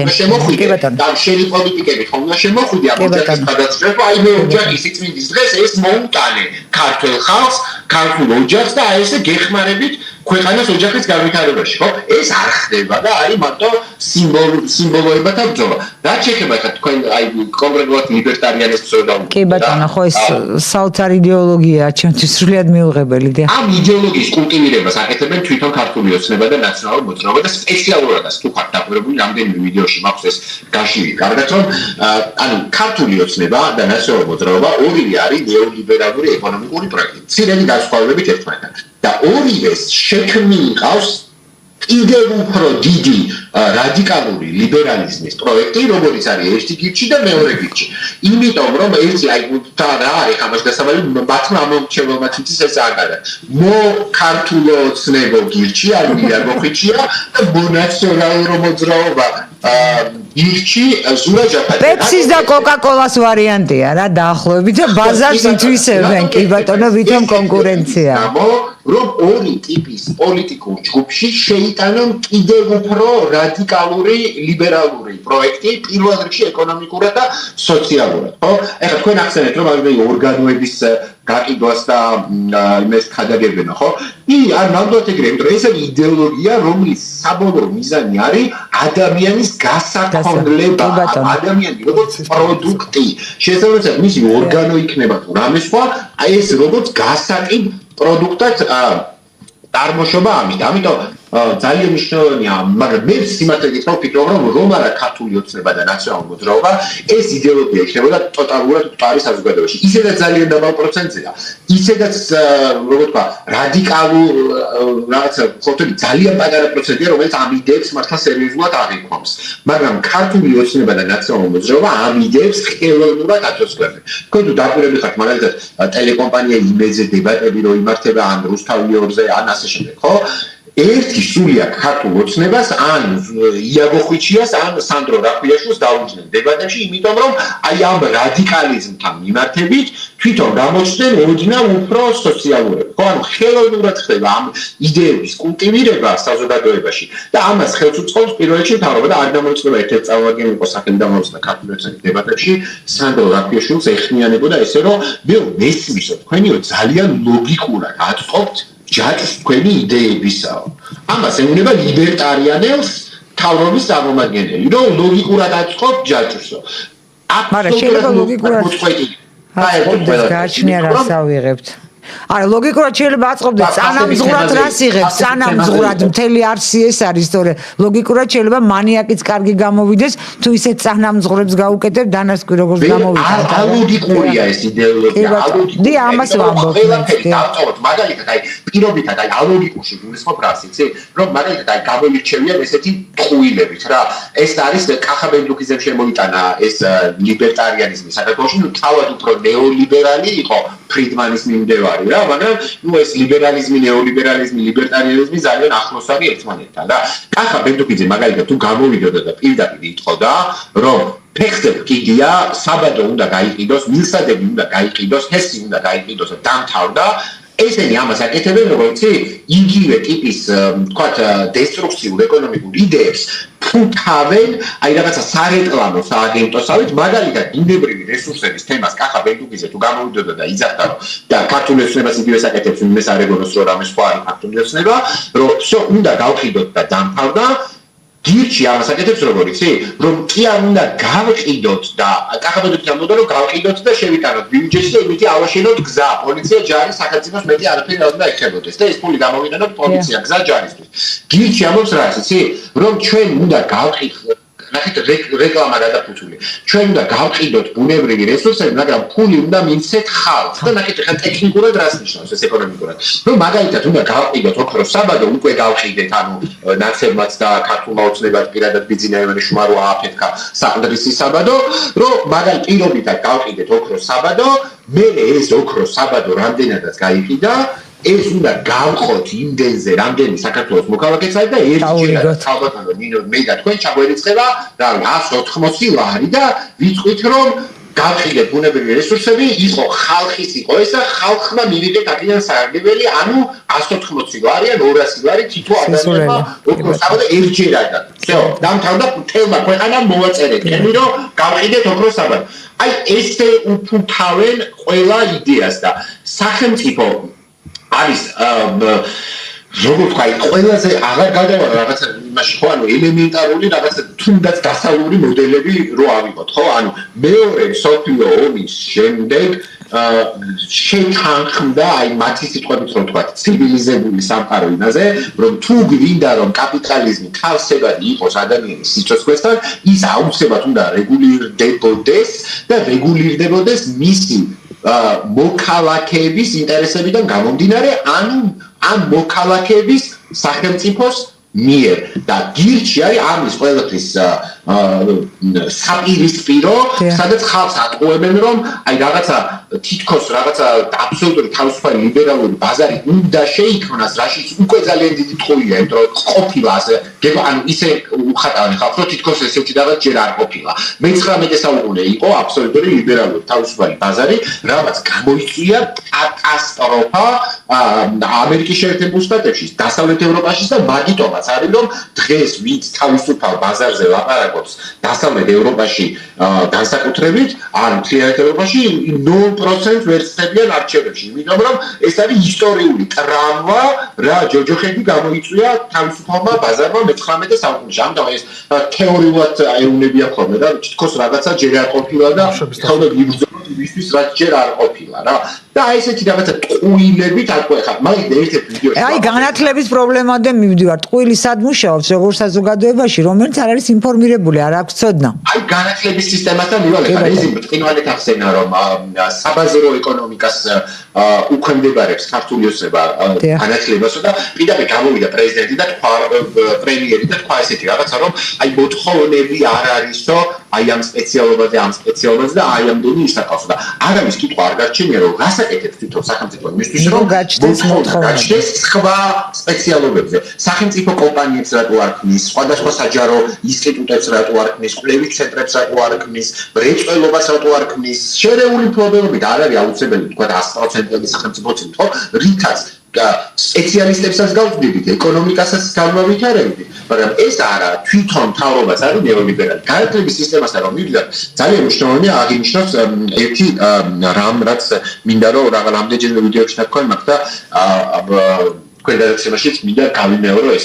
სხვა შეს ეს ფაქტია ხა, რომ მაგალითად საქართველოში 1992 წლის პუტჩის შემდეგ ეგრევე შემოვარდა მეორე დღესვე მსოფლიო ბანკი, რომელსაც პირველი დააკეთა რა საქართველოში. ერთ-ერთი პირველი პროექტი მსოფლიო ბანკის საქართველოში იყო ეს, რომ ზანდუკეოზე თბილისში გოეთეს ინსტიტუტის გვერდზე, აი თუცით თბილისის საერთაშორისო ეკონომიკური სკოლა, უნივერსიტეტი არის შექმნა საქართველოში ეს უნივერსიტეტი და საქართველოს მთავრობას მისცა კრედიტი ამ გრანტიც არის ხო კრედიტი მისცა რითაც თბილისის საერთაშორისო ეკონომიკურ სკოლას დაევალა ეკონომიკის კურიკულუმის შედგენა მთლიანი საქართველოს სახელმწიფო უნივერსიტეტებისთვის და საერთოდ ყველა კერძო უნივერსიტეტისთვისაც მათ შორის.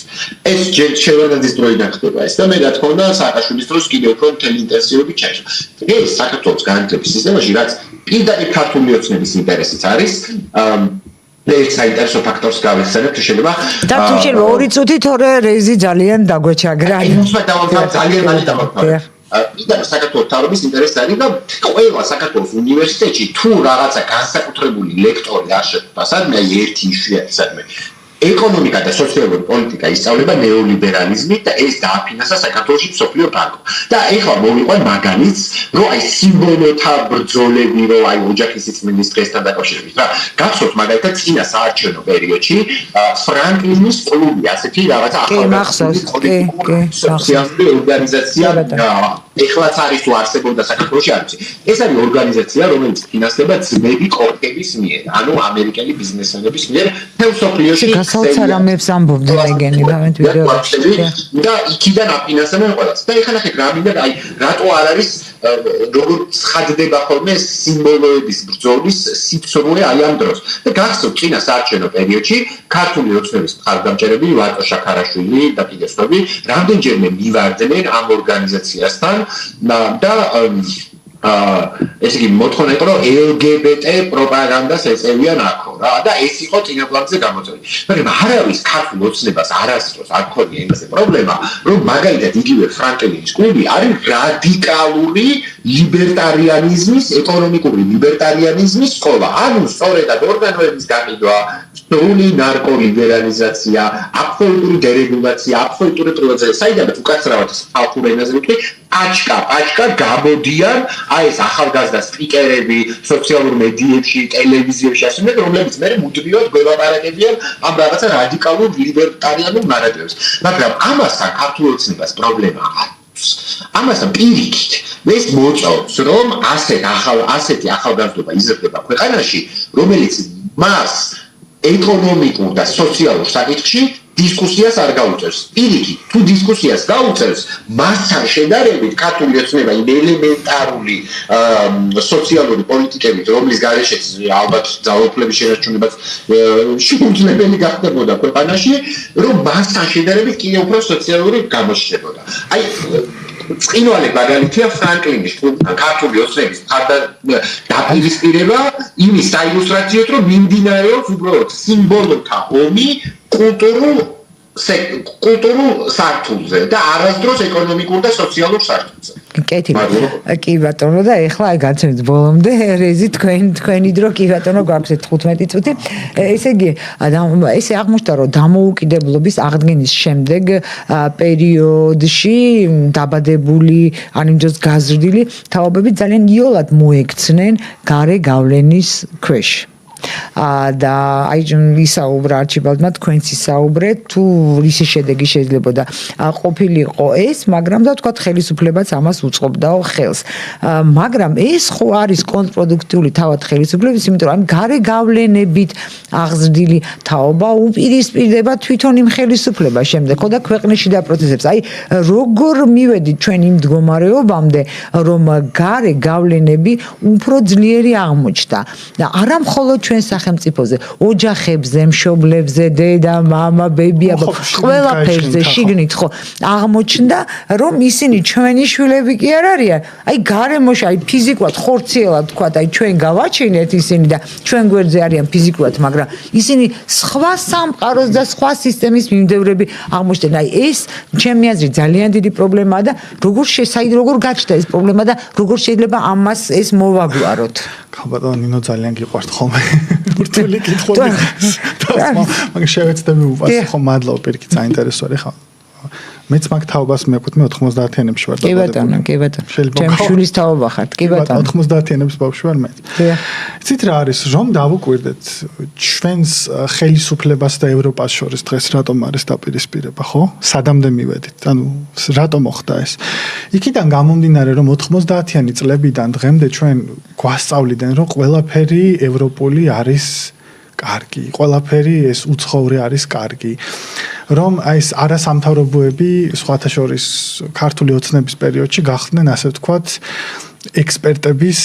ექსპერტობის დასტურები კანონმდებლობის მიღებისთვის. ხა მე ჩემი პროფკავშირი მაქვს დამოუკიდებელი ჯანდაცვაზე და შრომით უფლებებზე როცა რაღაცა საკითხი განიხილებოდა მოიწვევდნენ ხოლმე იმ არასამთავრობოებს ნაცვლად მშრომელებისა პროფკავშირებისა რა საკითხებშიც ეს ხალხი არ ერკვეოდა და არაპროფესიონალები იყვნენ და საბოლოო ჯამში ბიზნეს ასოციაციები დამსაქმებლები სათავისოდ იყენებდნენ ამათ. აი ეს ხალხი რომელიც დღეს მთავრობის გადატრიალებით იმუქრება უკვე ბოლო 2 წელია. ამათ იყენებდა მთავრობა ხოლმე და ისვამდა კომიტეტებში. გამოდიოდნენ დიდი სიტყვებით და ეს არასამთავრობოებიც ამაში ფულს აკეთებდნენ, იმიტომ რომ ამბობდნენ თავიანთ დამკვეთებთან რომ მაგალითად პოლიტიკაზე გავლენა ჰქონდა. თქო რა იყო, იცით გავლენა რომელიც მაგალითად სიტყვა შეცვლენ, რომელიც კი არ ჩავწერე, რადგან ჩავწერე და ხედავთ პოლიტიკის დოკუმენტში რამხელა ცვლილება მივიტანე და ბახ 150,000 დამატებული ევრო სიტყვაზე. ნუ ესე რა თქმა უნდა, ეხლა ამას გადაჭარბებით ვამბობ, მაგრამ აი ესეთი ხდებოდა რა. სქემა ასეთი იყო. და მთავრობაც მათ ძალიან კარგად იყენებდა. ქალბატონ ჩვენ არ დაგვავიწყდეს 2018 წლის საპრეზიდენტო არჩევნებში. გახსოვთ რა იყო დაპირება? ბაქრაძის მხრიდან რომ მე თუ მოვალ ხელისუფლებაში მე დაგასაქმებთ ევროპაში ლეგალურად. როდესაც 17 წელს ჩვენ ხომ მივიღეთ ასოცირების ხელშეკრულება და უვიზო რეჟიმი და გაუხარდა ხალხს რომ აი პერსპექტივა უფრო მარტივად მივიღებთო ევროპაშიო დასაქმების საშუალებას, იმიტომ რომ იცოდნენ რომ პერსპექტივა არ იყო და ნაცვლად იმისა რომ 5,000 და 6,000 იღებდნენ ხოლმე ჩვენი საცოდავი ექნები და ზოგადად ქალები და მიდიოდნენ იტალიაში და საბერძნეთში სამუშაო საქმის გასაკეთებლად, ხო? ეს საოჯახო საქმეზე მომლელებად, ხო? მათ ძალიან ბევრი ფული ჭირდებოდა, ეს გამარტივდა.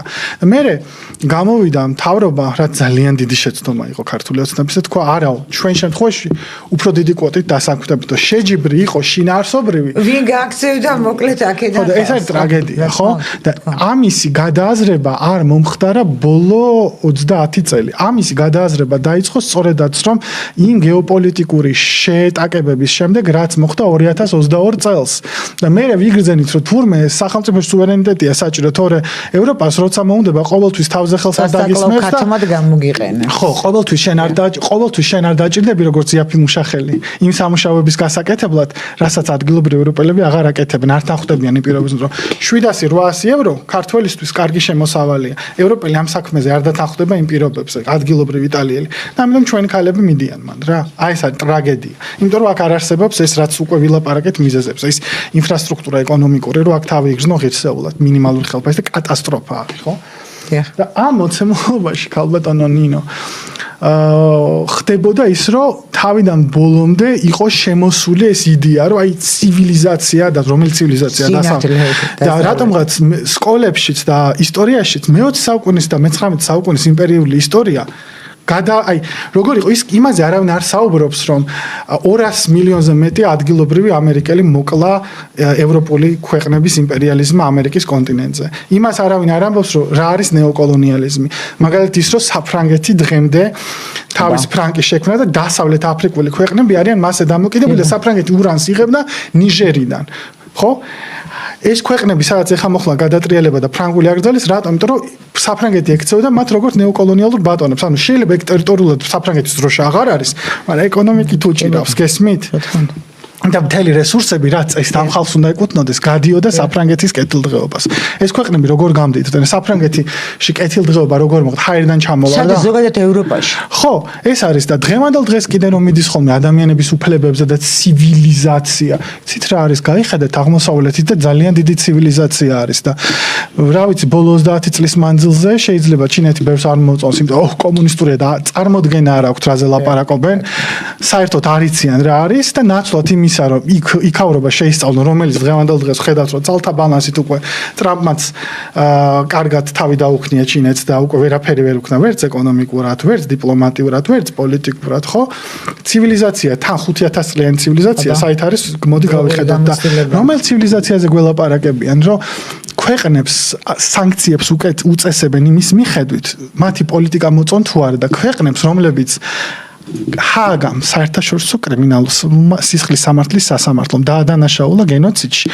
ამ ქვეყნებთან მხოლოდ რამდენიმე ქვეყანა წყვეტს ურთიერთობას, ესპანეთი, ირლანდია და სლოვენია, მაგრამ ისეთი დიდი ქვეყნები ევროპის, როგორც არის ბრიტანეთი, როგორც არის საფრანგეთი, გერმანია, ხალხს აპატიმრებს იმის გამო, რომ აპროტესტებენ გენოციდს, რომელზეც ფინანსდება და შეიარაღდება სწორედაც რომ ამერიკის, ბრიტანეთის, საფრანგეთის და გერმანიის დახმარებით.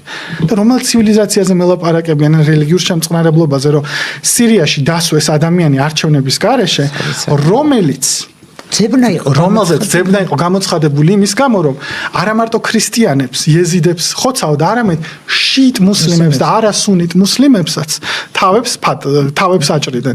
მისი თვითონ სახელობითად ეს საოცარი აქედან გამომდინარე, რომელი არის ცივილიზაცია და აი ეს კულტი, ეს არის აი როგორი რაღაცა, აი ღმერთებივით მოვიდნენ ევროპელები და მოგვიტანეს ცივილიზაცია. ეს მე მგონი ჩვენ გავიზარდეთ ნელ-ნელა და ეს უკრაინის ომიც და ეს უსამართლო დამოკიდებულებებიც დაგვეხმარა, რომ ეს დაგვენახეთ. ეხლა რაზეც საუბრობთ, მე თქვენ და არჩიბალდი, ამაზე იყო ტაბუი დადებული და ამას ვერ ილაპარაკებდი. ავტომატურად ჩახსნიდან ყველაფრიდან და გაგაჩუმებდა და საბოლოო ჯამში ამაზე შეგვიძლია დღეს ლაპარაკი.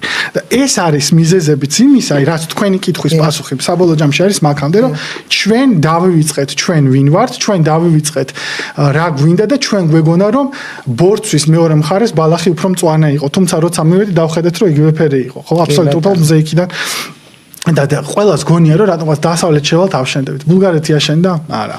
რაღაც იკეთები მიიღო. ხო, საბოლოო ჯამში ეს არის არც გეოპოლიტიკური თავდაცვა, ნატოს ჩვენ არ მიიღებს, უკრაინას არ მიიღებენ, ჩვენ საერთოდ არ მიიღებენ.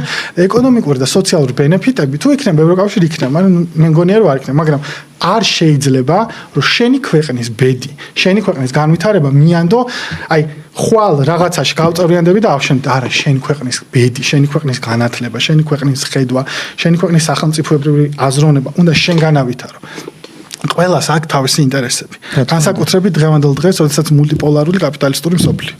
არავინ არის კეთილი დეიდა და ბიძია მოვადა და შენ დასახმარებლად აგაშენებს. გესმით ქალბატონო? ამის გარეშე და ამის გათვითცნობიერების გარეშე ჩვენ 30 წელი ვიყავით ნეოკოლონიალურ მდგომარეობაში. აღმოსავლეთ ევროპის ქვეყანა, რომლიდანაც ხდებოდა მასიურად სამუშაო ხელის გადინება ან ტვინების გადინება, ხო? ხათოჩეს ეს იყო აი ტვინების გადინებაზე ჯერ კიდევ ლაპარაკობდნენ და ხათოჩეს მერტმა აცხოვნოს შეთან ადირაშვილი ფსიქოლოგი ის იმ თავითვია როცა ეს დაიწყო რომ აი ეს რატომ მიდიოდა აი ეს ზეწოლა და გრევა განათლების სისტემის იმიტომ რომ ეს საჭირო არ იყო და აი იმ გამორჩეულებს და მართლა ტვინებს ისინი წაიყვანდნენ თითო-თითოს რაღაცა სახელობითად და გამოახმარდნენ თავიანთ პოტენციალს და ჩვენ ამის ბაზარიც ვიყავით მათ უბრალოდ მინდა გითხრათ ისიც რომ გერმანიამ თავისი ეკონომიკა ამოქაჩა იმით რომ მიიღო ძალიან დიდი რაოდენობით ეგრეთ წოდებული მიგრანტი მუშახელი 90-იანებში აღმოსავლეთ ევროპიდან და პოსტსაბჭოთა ბლოკიდან, რომელსაც ძალიან იაფად ამუშავებდა და ესენი იყვნენ მეცნიერები. თურქებსაც, კი ბატონო. არა, თურქები უფრო მეტად იყვნენ ამ მუშახელი. მეცნიერები მიიღეს, რომელსაც მაგალითად გერმანულს თუ გადაუხდიდან 6,000, იმას გადაუხდნენ 600-ს. გამიგეთ რა განსხვავება. თუმცა ბუმერანგი დაუბრუნდა, ეხლა მე როგორც ვიცი, გერმანიიდან ტვინები მიედინებიან ამერიკაში. ანუ ეხლა ეგ არ ვიცი რამდენად შესაძლებელია იყოს ეგრე, მაგრამ შეიძლება ეგეც პროცენტულად რამდენი არ ვიცი, მაგრამ ტენდენცია არის. ეკონომიკაზე ძალიან დიდი გავლენა მოახდინა. ჩვენ ქვეყანაში კიდევ აი ეს როგორც თქვი დღეს არის ეს დამოკიდებულებების რადიკალური იდეოლოგიები, რომელიც მაგალითად გირჩი, რომელიც ამბობს, რომ მერცელთ გირჩელთან მაშინ ერთიანი იყვნენ, ბავშვების შრომა აუცილებელი არისო რა და აი მე-19 საუკუნეში რაც არჩიბალდმა თქვა, ეგ არის, რომ ბავშვების შრომა, ქალების შრომა აგრძელეს 8 საათიანი სამუშაო დღე, ეს ყველაფერი იყო აი ლიბერტარიანიზმის წინააღმდეგ. ლიბერტარიანიზმი ხა შეფუთული იდეოლოგია, რომ აი თავისუფლება ყველაფერი მოსულა და სინამდვილეში არის ის, რომ ვიღაცებს გაამდიდრებ, შენ ასე ვთქვა. ვისაც ფული აქვს ადამიანია, შენ ხო, ვინც ფული იქნება, აი ფულიანი იქნება ის გადარჩება. პოლიციის პრივატიზებაზე მოდნენ, აი მაგალითად ჩილეში რო იყო ექსპერიმენტი და კერძო გვარდიები რო იყო პინოჩეტის დროს და ეს სამხედრო კერძო შეიარაღებულ ძალებს რო ქონდათ პოლიციის, ასე ვთქვათ, ძალა, ასე მდიდრებს რო ყავდა და ხალხს ხოცონ. აი ესეთ მდგომარეობა იყო და გირჩიც ეგეთი ლიბერტარიანიზმიც მაგას, ეს არის რადიკალური ნეოლიბერალიზმი. ამ რადიკალებსა და ჩვეულებრივ ნეოლიბერალებს დასვავ ერთმანეთთან მიხვდები, რომ ეს ჩვეულებრივი ნეოლიბერალები რაღაც ლოგიკას და რაციონალურები არიან და ისინი ზედმეტად ფუნდამენტალისტები არიან და ამოცემულობაში არის ნაირნაირი ფუნდამენტალიზმი, სხვა ფერადი და ნაირნაირი რანაირი მიმართულებაც კიდე გვაქვს, მაგრამ ოღონდ ის მიმართულებები არა, რაც არის საჭირო, იმიტომ რომ ჩვენ ვიყავით 35 წელია ნეოკოლონია. კი ბატონო და გამოსავალი აი სამწინებელაში თუ არა სამი არა უფრო მეცაც იტყვით 5 წუთს მოგცემთ უბრალოდ დავასრულებ ხო დავასრულებ უბრალოდ და ამ შემთხვევაში გამოსავალი ერთი თქვათ ბიძგი არის ის რომ ჩვენ შეგვიძლია ამაზე ლაპარაკი ნეცოტაში მინდა გავიხსენო ადრე რამდენიმე წლის წინათ ხა ნატო არის ლათინური აბრევიატურა და ქართული გრამატიკის წესების მიხედვით ეს ბჭყალებში უნდა ჩაისვას და რაღაცა საუბრის წერისას ჩავსვიეს და მე მითხარ აი შენ ნატოს წინააღმდეგი და რატომ მეთქი იმიტომ რომ ბჭყალებში ჩასვიო არ აღიარებო ნატოს ანუ ჩაკა ჩრდილოატლანტიკური კავშირი ხო ანუ იმიტომ ეს ჩვეულებრივ ის არის ხო იმიტომ რომ ლათინური აბრევიატურა ქართული ანუ გრამატ სწორად დავწერე გრამატიკულად და მითხეს რომ მე ნატომ ძულდა იმიტომ რომ ბჭყალებში უპატივცემულოდ მოვეკეცი ნატოს და მივხვდი რომ ეს უკვე კლინიკა იყო აი ვკითხავ თუ შეიძლება რეზის არჩიბალ და თქვენ დაგისვამ ჩემზე კითხვას აი გამოსავალი ერთი დავიწყეთ ლაპარაკი კიდევ რა მიმართულებით უნდა წავიდეთ რომ ჩვენ შემდეგი თაობაც არ დავკარგოთ ასე და შემდეგი თაობა უკვე ევროპისთან დასავლეთის სიძულვილით არ გამოგვივიდეს აღზრდილი. ესეც საფრთხეა.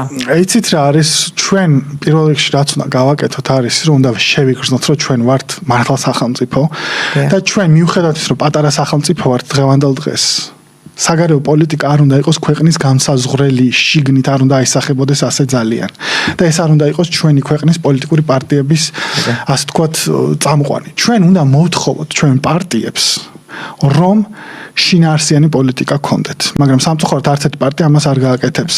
აქედან გამომდინარე ჩვენი ვალდებულება არის, რომ პოლიტიკა შევცვალოთ ისე, რომ ამ თემებზე იყოს შესაბამისი პასუხები და პასუხებს არ მოვფრობლოთ, აი ჩვენ ახლა ვსხედვართ და ვსაუბრობთ. ესეც კარგია, იმიტომ რომ აქამდე მართლა არ იყო ეს, მაგრამ ჩვენ გვინდა ამის ალტერნატიული პოლიტიკა. ამისი ალტერნატიული პოლიტიკა არის ორი. ერთი, ეს არის ინდუსტრიული ეკონომიკური პოლიტიკის ყურება. მე მესმის, რომ კაპიტალისტურ სამყაროში ესე პატარა ქვეყანა ავტომატურად სოციალისტურ სისტემას ვერ ააგებს, მაგრამ ყველა სფეროს პრივატიზება არ შეიძლება. თავრობა შეუძლია ძალიან ბევრ რაღაცაში პირდაპირ სახელმწიფო ინვესტიციები გააკეთოს, რაც მაგალითად ძალიან ბევრისთვის არის ტაბუ. მაგრამ სხვათა შორის ჯორჯია თავისმა დადო ერთხელ ის რა ქვია პარლამენტის თავმჯდომარის განცხადება რომ ის თავისუფალი ბაზარიცო რა ჩვენო უნდა გადავიფიქროთო რაღაცა კუთხით რომ ყველაფერში არ შეიძლება იყოს რაც მართალია თავისუფალმა ბაზარმა ჩვენ მოგვიტანა ის რომ 3 მილიონი ნახევარი გავხდით 5 მილიონი ნახევრიანი ქვეყანა ჩვენ მოგვიტანა თავისუფალმა ბაზარმა კატასტროფული დეინდუსტრიალიზაცია სოციალური თანასწორობა და ქუთაისი 252,000-დან ჩამოვიდა 126,000-ზე მოსახლეობით არანაირი წარმოება აღარ არის და მეორე ქალაქიდან მოსახლეობის რაოდენობით გახდა მეოთხე ქალაქი. ეს არის შედეგი იმ პოლიტიკების და იმ ეკონომიკის გაღმერთების, რომლებმაც მდიდრები გაამდიდრა და საშუალო კლასი გააღარიბა და ღარიბი კლასი კი გააღატაკა ჩვენთან. ამ შემთხვევაში არის პირველ რიგში ეკონომიკური პოლიტიკა გადასახედი.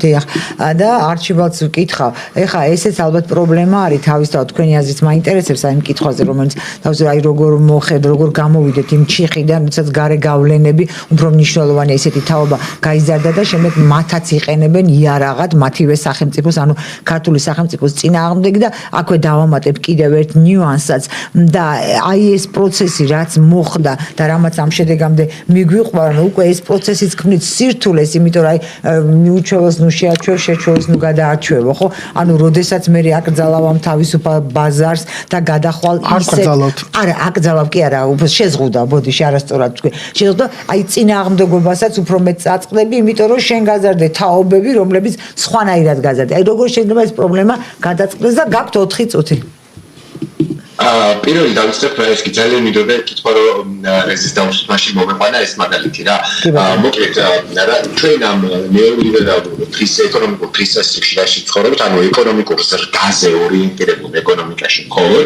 ესე იგი ყავს ხელისუფლება რომელიც ამით ამაყობს და რომელსაც სულ მაგერებს სოფლიო ბანკი და საერთაშორისო სავალუტო ფონდი ანუ მოკლედ ვიტყვი ყურადღების ეკონომიკური ზრდა გადანაწილების გარეშე არის კატასტროფა ანუ დღევანდელი საქართველოს უცმა ადამიანებს წეროს მილიარდები მაინც ჩაითვლება საერთო ეკონომიკურ ზრდაში, მაგრამ როგორ გადანაწილდა ხალხში ეს ფული, ამას არ ანგარიშობს ეს.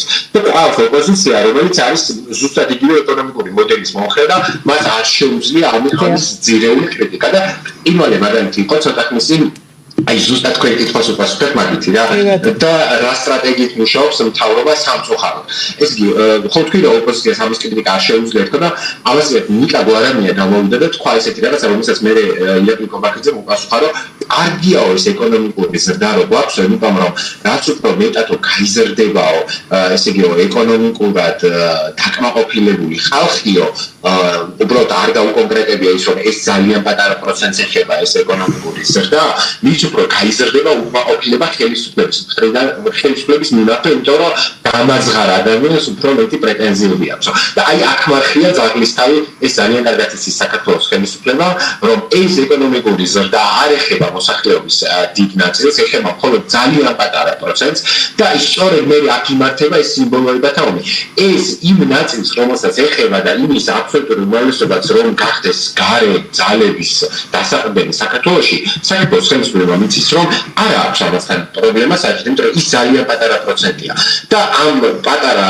პროცენტს რომელსაც სიმბოლოებით იყენებს გარე ძალა აი შენ ხარ ევროპული ქვეყანა ევროპული ცივილიზაცია მაკრონმა სომხეთში გაირბინა და რუსთაველზე არ დარბის დილით ურსულა ფონ დერ ლაინენი ან თაზმინდაზე ჰაიკინგი ხარებს და კაუგურიჩვა ფონ დერ ლაინი ძალიან კარგად ის ხელისუფლება რომ ეს პატარა პროცენტი პრობლემა არ არის და ზუსტად იცის რომ იმ უფრო დიდი პროცენტის თვის რომელიც მისი ელექტორალური დასაყრდენია რომელსაც არანაირ ეკონომიკურ კეთილდღეობას არ თავაზობს როგორც გარე ძალები თავაზობენ ამ პატარა პროცენტს მხოლოდ სიმბოლოებს ისე თავაზობს ელექტორატის დიდ ნაწილს ქართული ოცნება მხოლოდ სიმბოლოებს ოჯახის სიწმინდე ეროვნული ტრადიციები ტრადიციული ღირებულებები და ასე შესაბამისად ანუ თავის მხრივ ნიკა გვარამიას რაღაცაში მართალია და ირაკლი კობახიძეც რაღაცაში მართალია უბრალოდ ამ იგივე ამ სტრატეგიას ქართული ოცნება იყენებს დიდი უფრო დიდი ელექტორატზე ასევე